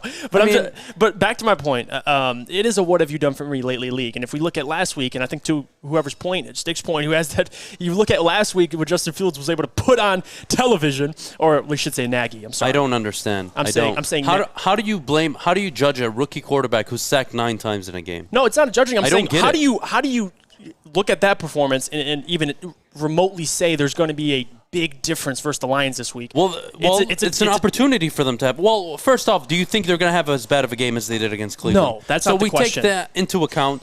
How much better? I think a lot better. I think a lot better just because of how bad they were, not because Detroit isn't going to give them a fight, right? Justin Fields, if he does start this football game, I think has, which isn't saying much, but the best game of his career so far. There's going to be a turnaround game for him.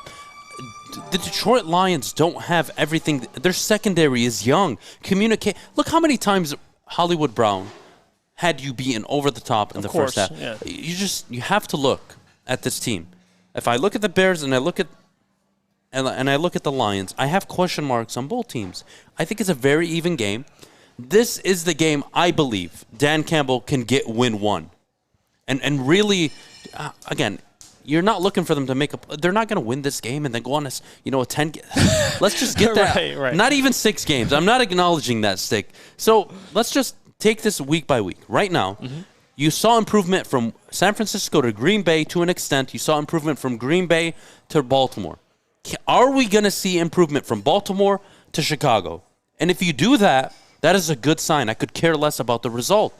Now, let's talk about the result. Lions-Bears. Jeff, give me a final score prediction on this game.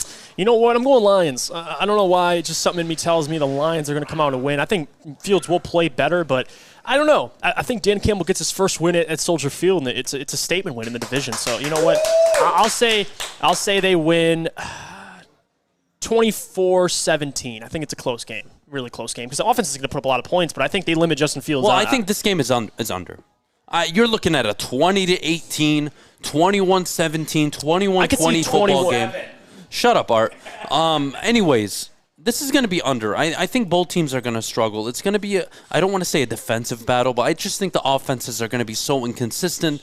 A lot of 3-and-outs. It's going to be tough to get either offense going. It's the team that scores early on that I think wins the game. It's the team that can go out and steal the points early, get a 10-point, 14-point lead early on.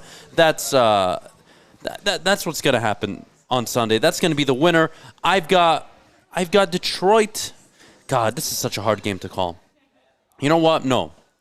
This is such a hard game. Honestly, this is such an even game.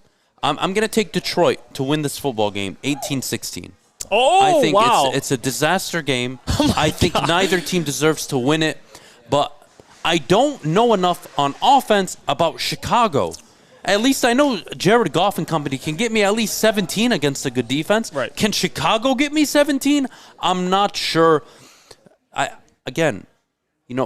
My brain is telling me Matt Nagy can't afford to lose this game. My brain, everything in me is telling me Chicago can't lose this game. That's how it is. The downfall, the backlash of Chicago losing, there's no going back. But I have a gut feeling Detroit. They've taken 3 tough losses. Yeah. It's been bad, and especially the bad taste in your mouth, losing to an NFL record kick. I think they come out, they play hard. I think the way they're going to play is enough to get them by Chicago. It's not going to be an impressive win, but it'll be Dan's first win, and I think they can take that into the rest of the season. I've got to give the Lions an 18-16 victory. It's not going to be pretty, though. What are you guys talking about? He said 7-7, still alive. Fish, honestly, I'm firing Fish and Art after this show because they actually think this team is going 10-7. Actually, Art, we need you. You got to come back. No, we don't need him. We can have Big Boy. We can have Big Boy do a better job than Art. Back. Big Boy could give a better opinion and do a better job than Art and Fish. So that's just the reality. He can't type at Art. He can't type for Art. He can't type over there. Well, listen, I think if Chicago can get Justin Fields, if he's a starter, if they can get him out in open space, they're going to make Detroit work for that victory. If Matt Nagy can just show up for once and not make his quarterbacks look awful like he has the last 16 games, please just show up, Matt Nagy. And if you do, I think they win the game. Yeah. But if you're going to perform the way you have the first 3 games, I like Detroit. Detroit's more gritty, although I think Chicago's defense is pretty stubborn. I think 18, 17 points is enough for Detroit to come out if Chicago can't get it together. I think, listen, Aaron Glenn needs to have a similar game plan to last week. You're going to have a quarterback who ran 4.3 at the combine, similar speed to Lamar Jackson. Doesn't like to run as much as Lamar Jackson, likes to use his arm, but similar, like you just said, if he gets outside the pocket, they're going to be in some trouble. That's where we got to replicate that defense. What you did to contain Lamar, yes, he ran 8 times for 50 yards, but they didn't let him get in the end zone with his legs, so you want to keep that same consistency, make Justin Fields throw the ball. So we'll see. You know what I'm excited for? Khalil Mack on Penne Sewell, hopefully. That's going to be... Well, they're going to rotate. They're going to rotate a ton. They really move around Khalil Mack, but It's a good test either way. Yeah. The defensive line in Chicago is legit, so it's going to be a good test. I'm excited. We'll see how the team grows throughout the season. I think this is a good opportunity for them to snag a win. It'd be really good for the energy in the building. Not that it's gone away, but hey, this is a results-based game, all right? Yes, you're building a culture. Yes, you're rebuilding the team. But my goodness, the wins go a long way. They help. They help. The plane back home is better. The food tastes better. Training is much easier. You don't wake up as in much pain unless you actually really get hurt. Yeah, you get good night's sleep. You get where I'm going with it, right? You sleep better. Everything's better when you win. So, like I said, I think the Lions get it done this weekend. I think they have an opportunity. Fish, shut up. Art, shut up. I'm not joking now. Kennedy, we do have to go to break. Please get us out of here. Okay, before we go to break, I want to ask you guys one question. Is Matt Nagy on bust alert, or is he already a bust? He's not a bust. Look, the guy has a winning record in the NFL. He has a winning record in the NFL. He's been to the playoffs twice. Granted, he lost both of them. But the first one, come on. What an unfortunate loss. But, I know. Look, he's on the hot seat right now because how awful the offense. You're an offensive-minded coach. If your offense was performing and the defense was costing you games, hey, man, we need to get you better pieces on defense. But the offense looks awful. The offensive line looks awful. It's on Matt Nagy. Yeah. So, yes, he is on the hot seat. If they lose, I think he could probably get fired. Yeah. All right, you guys. Well, there you have it. All right, now I need to tell you where you should pregame the Lions versus the Bears, and that is O'Toole's. So make sure you join Woodward Sports DraftKings, Jose Cuervo, and Riff for the Lions pregame show from 11 to 1 p.m. We're going to have Joik actually this week. I think Braylon is taking a little break. Little Mr. Joik Bell will be joining us live from O'Toole's in Royal Oak. But if you guys can't make it in person, of course, you can stream it on Facebook, YouTube, and Twitter. Don't forget this Sunday versus the Bears. But if you do come in person, you will have the chance to win some awesome Woodward Sports prizes and more. All right, that's enough from me. But Adam, I know you want to tell us about your favorite people over at BetQL. Oh, BetQL, guys. You want an advantage over your sports book. Can you stop eating next to me? You need to download BetQL, the only app you'll need to make smart bets. Guys, BetQL has already gone over 70% in their win percentages on their 5-star best bets. Head to the App Store or Google Play Store today and download the BetQL app. Make sure you sign up using code WSN. And you'll get 25% off any of their subscriptions. Be sure to sign up. Guys, I'm using it. I'm an avid bettor. If you're an avid bettor and you eat Belgian waffles like Jeff, you have to use BetQL. Yeah, they got good Belgian waffles. Hi, I'm David Hall from Hall Financial. And at Hall Financial, we treat our clients like family.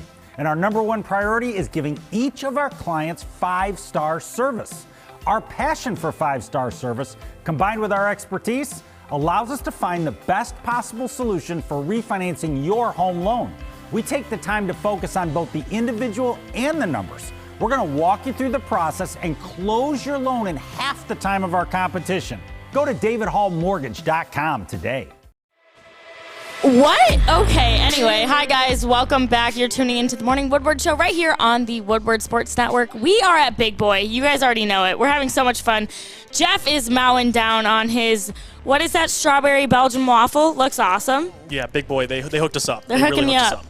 All right, you guys. So we've got to talk about Embiid calling out Ben Simmons. Jeff, you got to take this one over. I have the quote right here for you. He says, our teams have always been built around his needs. Even going back to the reason we signed AL, we got rid of Jimmy, which I think was a mistake, just to make sure he had his needs and the ball in his hands. What do you think, Jeff? Yeah, Joel Embiid's not wrong. The Philadelphia 76ers, when they have Ben Simmons on their team, a guy who can't shoot the ball. He can't shoot the ball. No matter who's at the GM position, their goal is to build a team of shooters, who Ben Simmons can pass the ball to. You already have Embiid in place who can stretch the floor and shoot the ball, but this is why they got a Seth Curry, a Danny Green.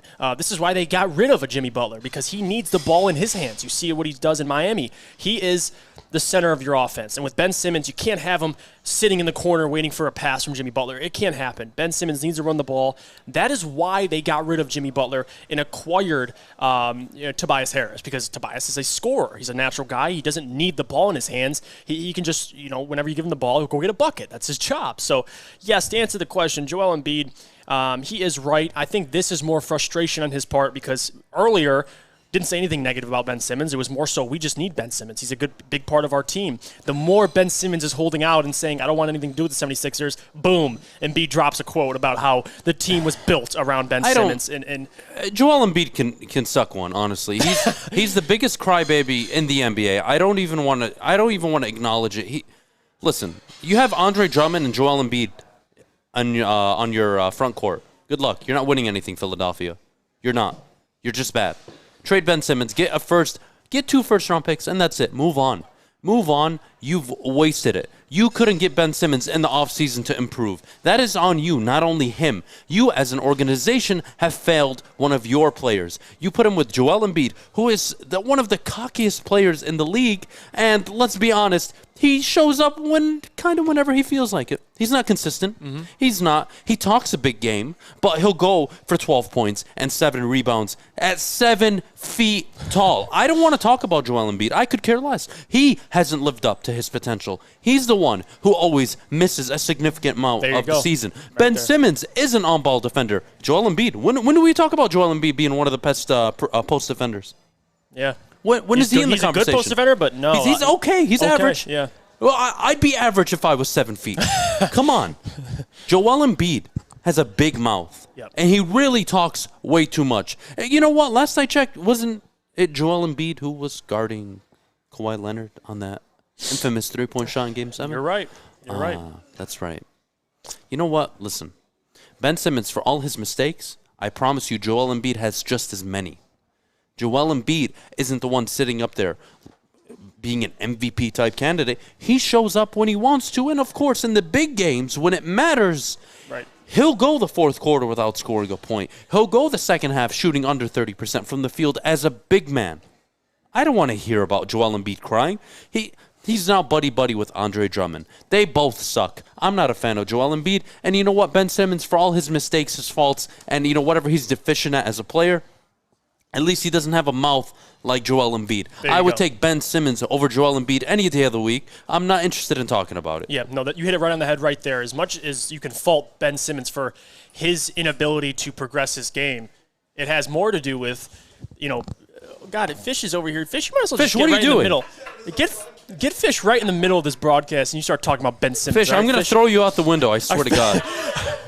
Fish might go out the window on camera. But anyway, back to the point. I love what you said, comparing them, because Joel Embiid's problems come off the court. Yes, on the court he has some issues as well, but he can shoot the ball. He can do all that. He can hit free throws. Ben Simmons' problems aren't off the court. It's only he just can't shoot. He's mature. He's a leader. All that good stuff. They just don't like that he can't shoot the ball. I think Ben Simmons could be a leader. Okay. On quarterly. Yeah, he's a quiet guy. Yeah. He's not a vocal leader. Lead by example. Yeah.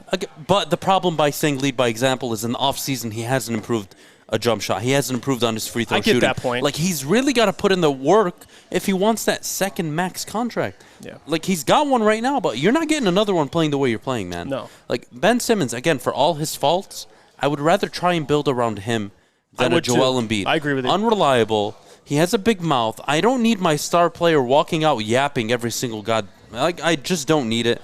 I'm not a fan of the Sixers. I think hopefully they go into tank mode this year. I hope they win 15 games. That would be ideal. I would love to see Andre Drummond and Joel Embiid just scrap on the court that's as what's teammates. Gonna happen. I mean, that's what I'm rooting for the 76ers this year. So listen, Joel Embiid, I'm not a fan. I wouldn't build my franchise around him. There's 5-6 centers I would take over him in the NBA today if I had to choose over him.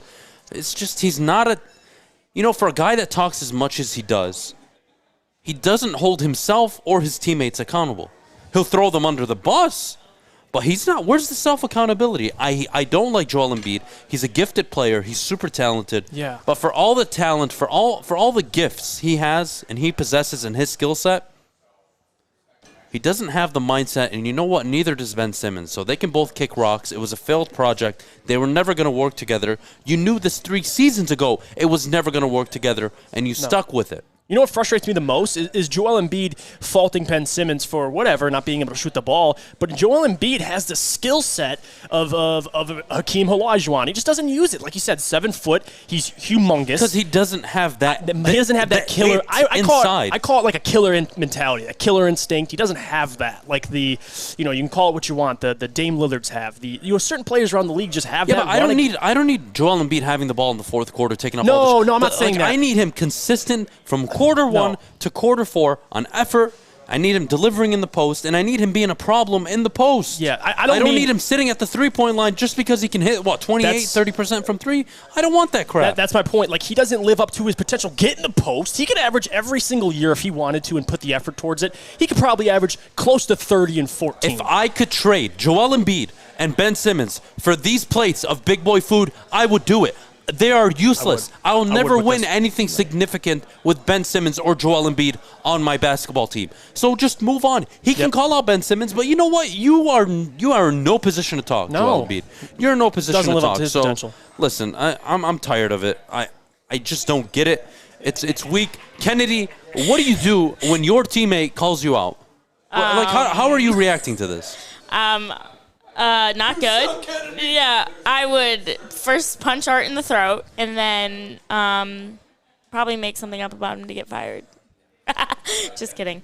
I don't know. You guys, you can't talk to me about this stuff. I really don't know. I don't have a thought. Well, in you my know head. what? I'll make a bold prediction. I think the Detroit Pistons win more basketball games than the Philadelphia 76ers this year. I'll take that. 76ers are going to wind up in the lottery. Doc Rivers is going to get fired. Joel Embiid is probably going to tear his Achilles or his ACL. It's all going downhill for Philly. So deuces up to Philly. I could care less. Deuces up. They need to rebuild. They need to do the whole process thing all over again. It's garbage. It didn't work. They need a shooting guard. They need scores. Joel Embiid is a waste of time. Get rid of him and just start over again. You're not going to win anything with Joel Embiid. And the more important thing is their coach can't hold a 3-1 lead. So with all that being said, that's a great shot to take in there, Jeff. I'll jump right on that bandwagon with Attaboy, you. Jeff. All right, you guys, we have so many friends to tell you about right now. But first, I need to tell you where you can post and during game because you can't stop the party at the pregame. Am I right? Join Woodward Sports and Jim Beam at the Brass Rail downtown starting live at the 2-minute warning of every single Lions game. Stick and Anson will be there. Remember, it is at the Brass Rail. Come watch the game and join in on the after party with a VIP area for Woodward sports fans with pizza and more.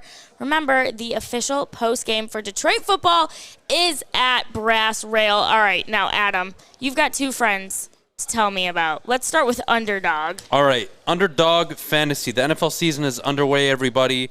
Through their slick, mobile, and user-friendly app, you can join the league and draft a team within minutes. Plus, the folks at Underdog are going to help you get started with a free $10 when you sign up and make your first deposit using code WSN. So just visit UnderdogFantasy.com, the App Store, or the Google Play Store, and sign up with code WSN for a $10 match on your first deposit. And, of course, I have another friend to tell you about. Of course, our friends at Enjoy Levels. Guys, download the Enjoy Levels app today on the Apple or Google Play Store. It is the premier cannabis dispensary experience. Do visit our friends at Levels and get 10% off when you mention Woodward Sports. Everything from T Grizzlies Gas to D-Max Special Strain and edibles, all on sale now. Again, download the Enjoy Levels app today. Tony is a third-generation logger that has a simple, practical approach to life and work. That's why his Coast DX342 knife is perfect for him. The stainless steel blade is rust-resistant and made for all-weather use. And the double roll-lock safety ensures that it will never inadvertently close when he doesn't want it to. That's why Coast is trusted tough. What's up, you guys? Checking in right back here on the Woodward Sports Network. We are the Morning Woodward Show. We've got Jeff, Adam, Art, Fish. The gang's all here. All right, you guys, we are going to go around the league and preview some of these awesome NFL games we've got coming up this Sunday. You guys, let's start with, my third fave team right now because I've got a bunch of them. Lions, then Jags, and then the Rams. We got to talk about Stafford. They're taking on the Cardinals. What are your guys' thoughts on this upcoming game, Adam? Huge NFC West matchup between Arizona undefeated, Los Angeles undefeated. I think the Rams are the favorites here. It is on the road. You know, part of me really went into this game. I'm like, I really think it could be low scoring, but there's so much explosive potential from both teams. I love this game. In my opinion, it's the game of the week. Like, if you're just a neutral and you want to watch good football, dynamic, explosive game, it's got to be Arizona versus Los Angeles. You have two MVP candidates facing off, Kyler Murray, Matthew Stafford. Big game. I mean, again, this is a road game for the Los Angeles Rams, correct? So No, they're at home. They're at home? Yep, it's in LA. So here we go. A home game in division. Matthew Stafford, we all talk about his record against winning teams. Well, so far he's 1-0 as a Ram. Can he make it 2-0? You got to write the narrative by winning your division games, by winning your division. That's how you're going to change the narrative slowly and continuing to play like an MVP candidate. So I love this game. It's my favorite game of the weekend to watch as a neutral outside of the Bears-Lions game. My prediction, the Rams win 31-27. It's going to be a close one, going to be a nail-biter. I like the over on this. What a game. What a game, Jeff. Who do you got? Listen, I agree with you on this point. It's definitely the most interesting game of the weekend. You got two good NFC West teams going against each other, and we didn't even talked about the Seahawks versus 49ers yet, so there's other matchups that I'm excited for. But for this one, two undefeated teams in L.A., SoFi Stadium. I think you could feel the energy at SoFi Stadium. When the Rams are at home, it's legit. And Matthew Stafford, his level rises, of course. So you saw him last week versus the Super Bowl champs. He looked good. The defense looked good. I don't know if I trust Arizona yet. They're undefeated. We've talked about this before. They're a sketchy undefeated team. Should have potentially 2 losses. The Minnesota win maybe shouldn't have got that one. Minnesota they didn't play that great against Jacksonville. Didn't play good against Jacksonville. Won that because of some bonehead turnovers by Trevor Lawrence. But regardless, the point still stands. Arizona, don't know if I can trust Kyler Murray because when he goes against, let's say, Aaron Donald, for example, in his pass rush, it's going to be running for his life. So it's going to be interesting. Yeah, Jalen Ramsey on Hopkins. What a matchup. I cannot wait, but I have the Rams ultimately winning. They're at home. They'll still be undefeated when the game fantasy finishes. Advice on this game. Guys, if you have a need for a wide receiver in your wide receiver 2 slot or a flex because you're not deep enough, if Christian Kirk is available, I would look out for Christian Kirk this game.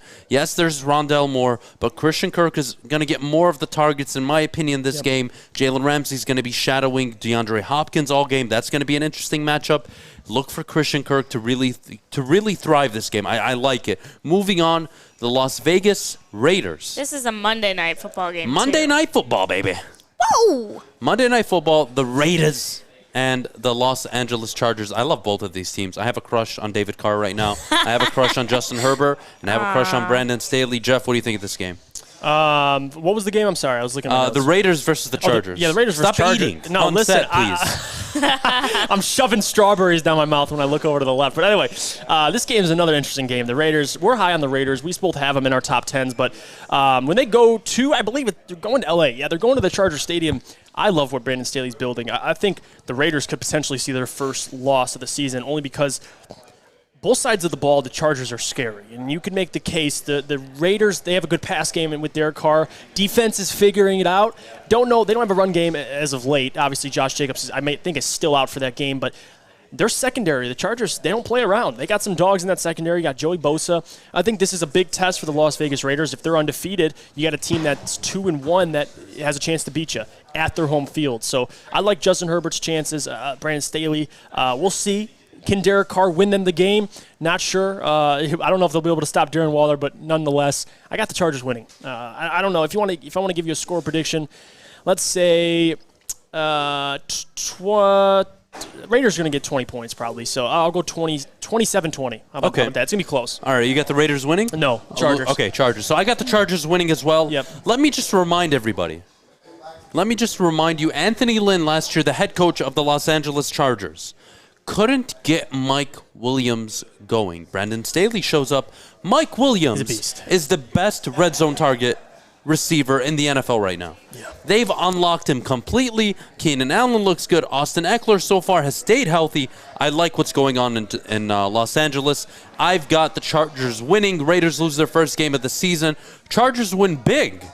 38-27. high-scoring game. I love this game. It's going to be a great Monday Night Football game. We'll move on to the third game we'll be talking about, Cowboys-Panthers. Are the Cowboys contenders, pretenders? Same could be asked about the Panthers. Jeff, what do you think of this game? I think the loss of Christian McCaffrey, yes, he was gone last year, and the Panthers were able to string along games, but Sam Darnold, his development is key with Christian McCaffrey. It makes his job so much easier, gives him a target to throw to. I think that's going to hurt Sam Darnold for the next couple weeks when he's out, but nonetheless, I think he stays solid. I still have the Cowboys coming out and winning. Their defense has looked better than what they have, at least of last year, and I think coming into this game versus the Panthers, I think it's in Dallas, so they got that going for them.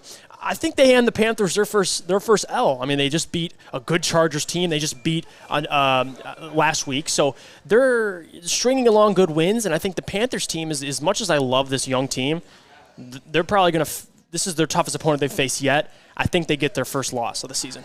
Okay, so I also think Dallas probably wins this game. They're at home. It's such a Dallas game to win, but it's a Dallas game to lose. I like the coaching staff of Carolina more than I like Dallas. I like the quarterback situations on both teams. Sam Darnold is low-key playing some of the best football we've seen this year from the quarterback position. I am so happy for him. I've got to take Dallas. I think they're more explosive on offense, although I think the Carolina defense will miss J.C. Horn. They went out and got C.J. Henderson.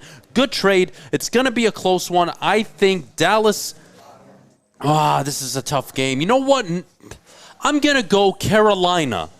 Okay. Carolina 24-23. I think both teams are going to struggle for points early on. They both catch on late. I trust Matt Rule more than I trust, you know who I'm talking about, everybody's favorite big boy. But we can't say this. Mike McCarthy. Can we say this? His coordinators, though, are respectable. No, Kellen Moore's getting a job. And Dan Quinn, man. Yeah. He's Dan turned Quinn's that doing a good defense job. around. Well, he's a better coordinator than he was. You know, he was a good head coach, but better coordinator. When Kyle Shanahan left him, he turned into a dumpster fire. Yeah, so let's be honest there. So you move on. Dan Quinn doing a good job on the defensive side. We've seen him do a good job in Seattle. Yep. I like Dan Quinn as a coordinator. I like Kellen Moore. I think he gets a job at the end of the year or maybe the next year. He's getting lined up for a job. He's getting lined up. It could be the Cowboys' job. You never know. You never know. I don't think Jerry Jones will let him go. We'll have to wait and see. But I'm going to take the Panthers. I like the Panthers. I like the Panthers' defense more than I like Dallas's defense. Yeah. But, you know, you can't not account for the weapons Dallas has. And we'll move on to our final game to talk about an NFC North team. The Green Bay Packers hosting the Pittsburgh Steelers. I'll start with this. Get ready for the blowout of the weekend. The Green Bay Packers dominate the Pittsburgh Steelers 45-21. They absolutely manhandle this team. J.J. Watt, I'm not sure if he's going to be able to play this week. Yeah. I'm sorry, T.J. Watt, we're not sure if he's going to be able to play. We'll wait and see. I love Green Bay this week. I think they steamroll Big Bum and the Pittsburgh Steelers. He's so mean. You say Big Bum? Big Bum. We're going to start using that one. Listen, I like that one. Big Bum has been a big bum for the last 4 seasons. It's a big old bum, actually. They should have moved on from him years ago. They failed to address the quarterback position. That's a Pittsburgh problem, not a me problem. He's a bum. He's a walking... I wish he could walk. He's a statue playing quarterback. He's Big Bum. Jeez. Yeah, I agree with you. If T.J. Watt's not able to play, I think, my God, he's the only player, the best player on the entire Steelers team. We can all mutually agree on that. But I think the Packers win big. I think they can score. I can see them scoring 30-plus, high 30s. They're coming off a really impressive win versus the San Francisco 49ers. I think they now host the Steelers at Lambeau Field. I love their chances. I think they come out. They're going to absolutely roll over the Pittsburgh Steelers. It depends if they can get Big Ben's or Big Bums. There you go, Jeff. There you go, Jeff. Noodle arm going because the guy don't let him turn he hasn't been able to throw the football. So listen, he's right. He is Big Bum. That's a lot of his name, factors. all right? A lot of factors playing into this game, but I agree with Adam. Packers win big. All right, Packers big. We got one more. Let's do it. We got to talk about it. Another NFC West matchup. Niners, Seahawks. Who you got? We got to make it quick. We got to go. Listen, don't rush me. Where is it at? That's what I need to know. It's I believe San Francisco. God dang it, Jeff. What are you throwing me off? Okay, so it's in San Francisco. It's in San Francisco, yep. Okay, so this depends. Listen, Russell Wilson, they've had a rocky start, at least to start the season. You had them high in your NFC West, at least. I still believe in them. What can they do defensively is still the question. We got Kyle Shanahan on the other side of the ball. They're going to be cooking up plays, trying to get the run game going. I I like the Seattle Seahawks chances. I don't know why. I'm putting my faith in Russell Wilson. Maybe that's just the inner fan of me, but at the end of the day, I don't think the Seahawks fall to 1-3. Who's got more to lose, right? Exactly. That's what it. Seattle loses, they fall to 1-3. They need to win this game. Yeah. The Niners, they fall to 2-2. I mean, you still have the whole season ahead of you. Right. 2-2 isn't awful. 1-3 kind of tough to bounce back from, but I'm taking the Niners. I'm huge on the Niners this year. I think they pull this one away. A tough loss to Green Bay. Kyle Shanahan and company bounce back. Jimmy Garoppolo finally playing with confidence. I like San Francisco this weekend. Kennedy, it's been fun at Big Boy. It really has. It's been so fun at Big Boy, especially Joey. That was. I'm glad it was Joey based on what you were saying, Adam. But yeah, big shout out to our friends right here at Big Boy for letting us kind of take over their space today. Thanks so much to all of you guys for hanging out with us right here on Woodward Sports. Have a wonderful weekend. I hope it is filled with football and even some preseason hockey if you want. All right, you guys, we will see you. We'll be back in the studio on Monday. See you then. Have a great weekend. Make sure you download the Woodward Sports app in the App Store and the Google Play Store today. Take Woodward Sports with you wherever you go and listen live.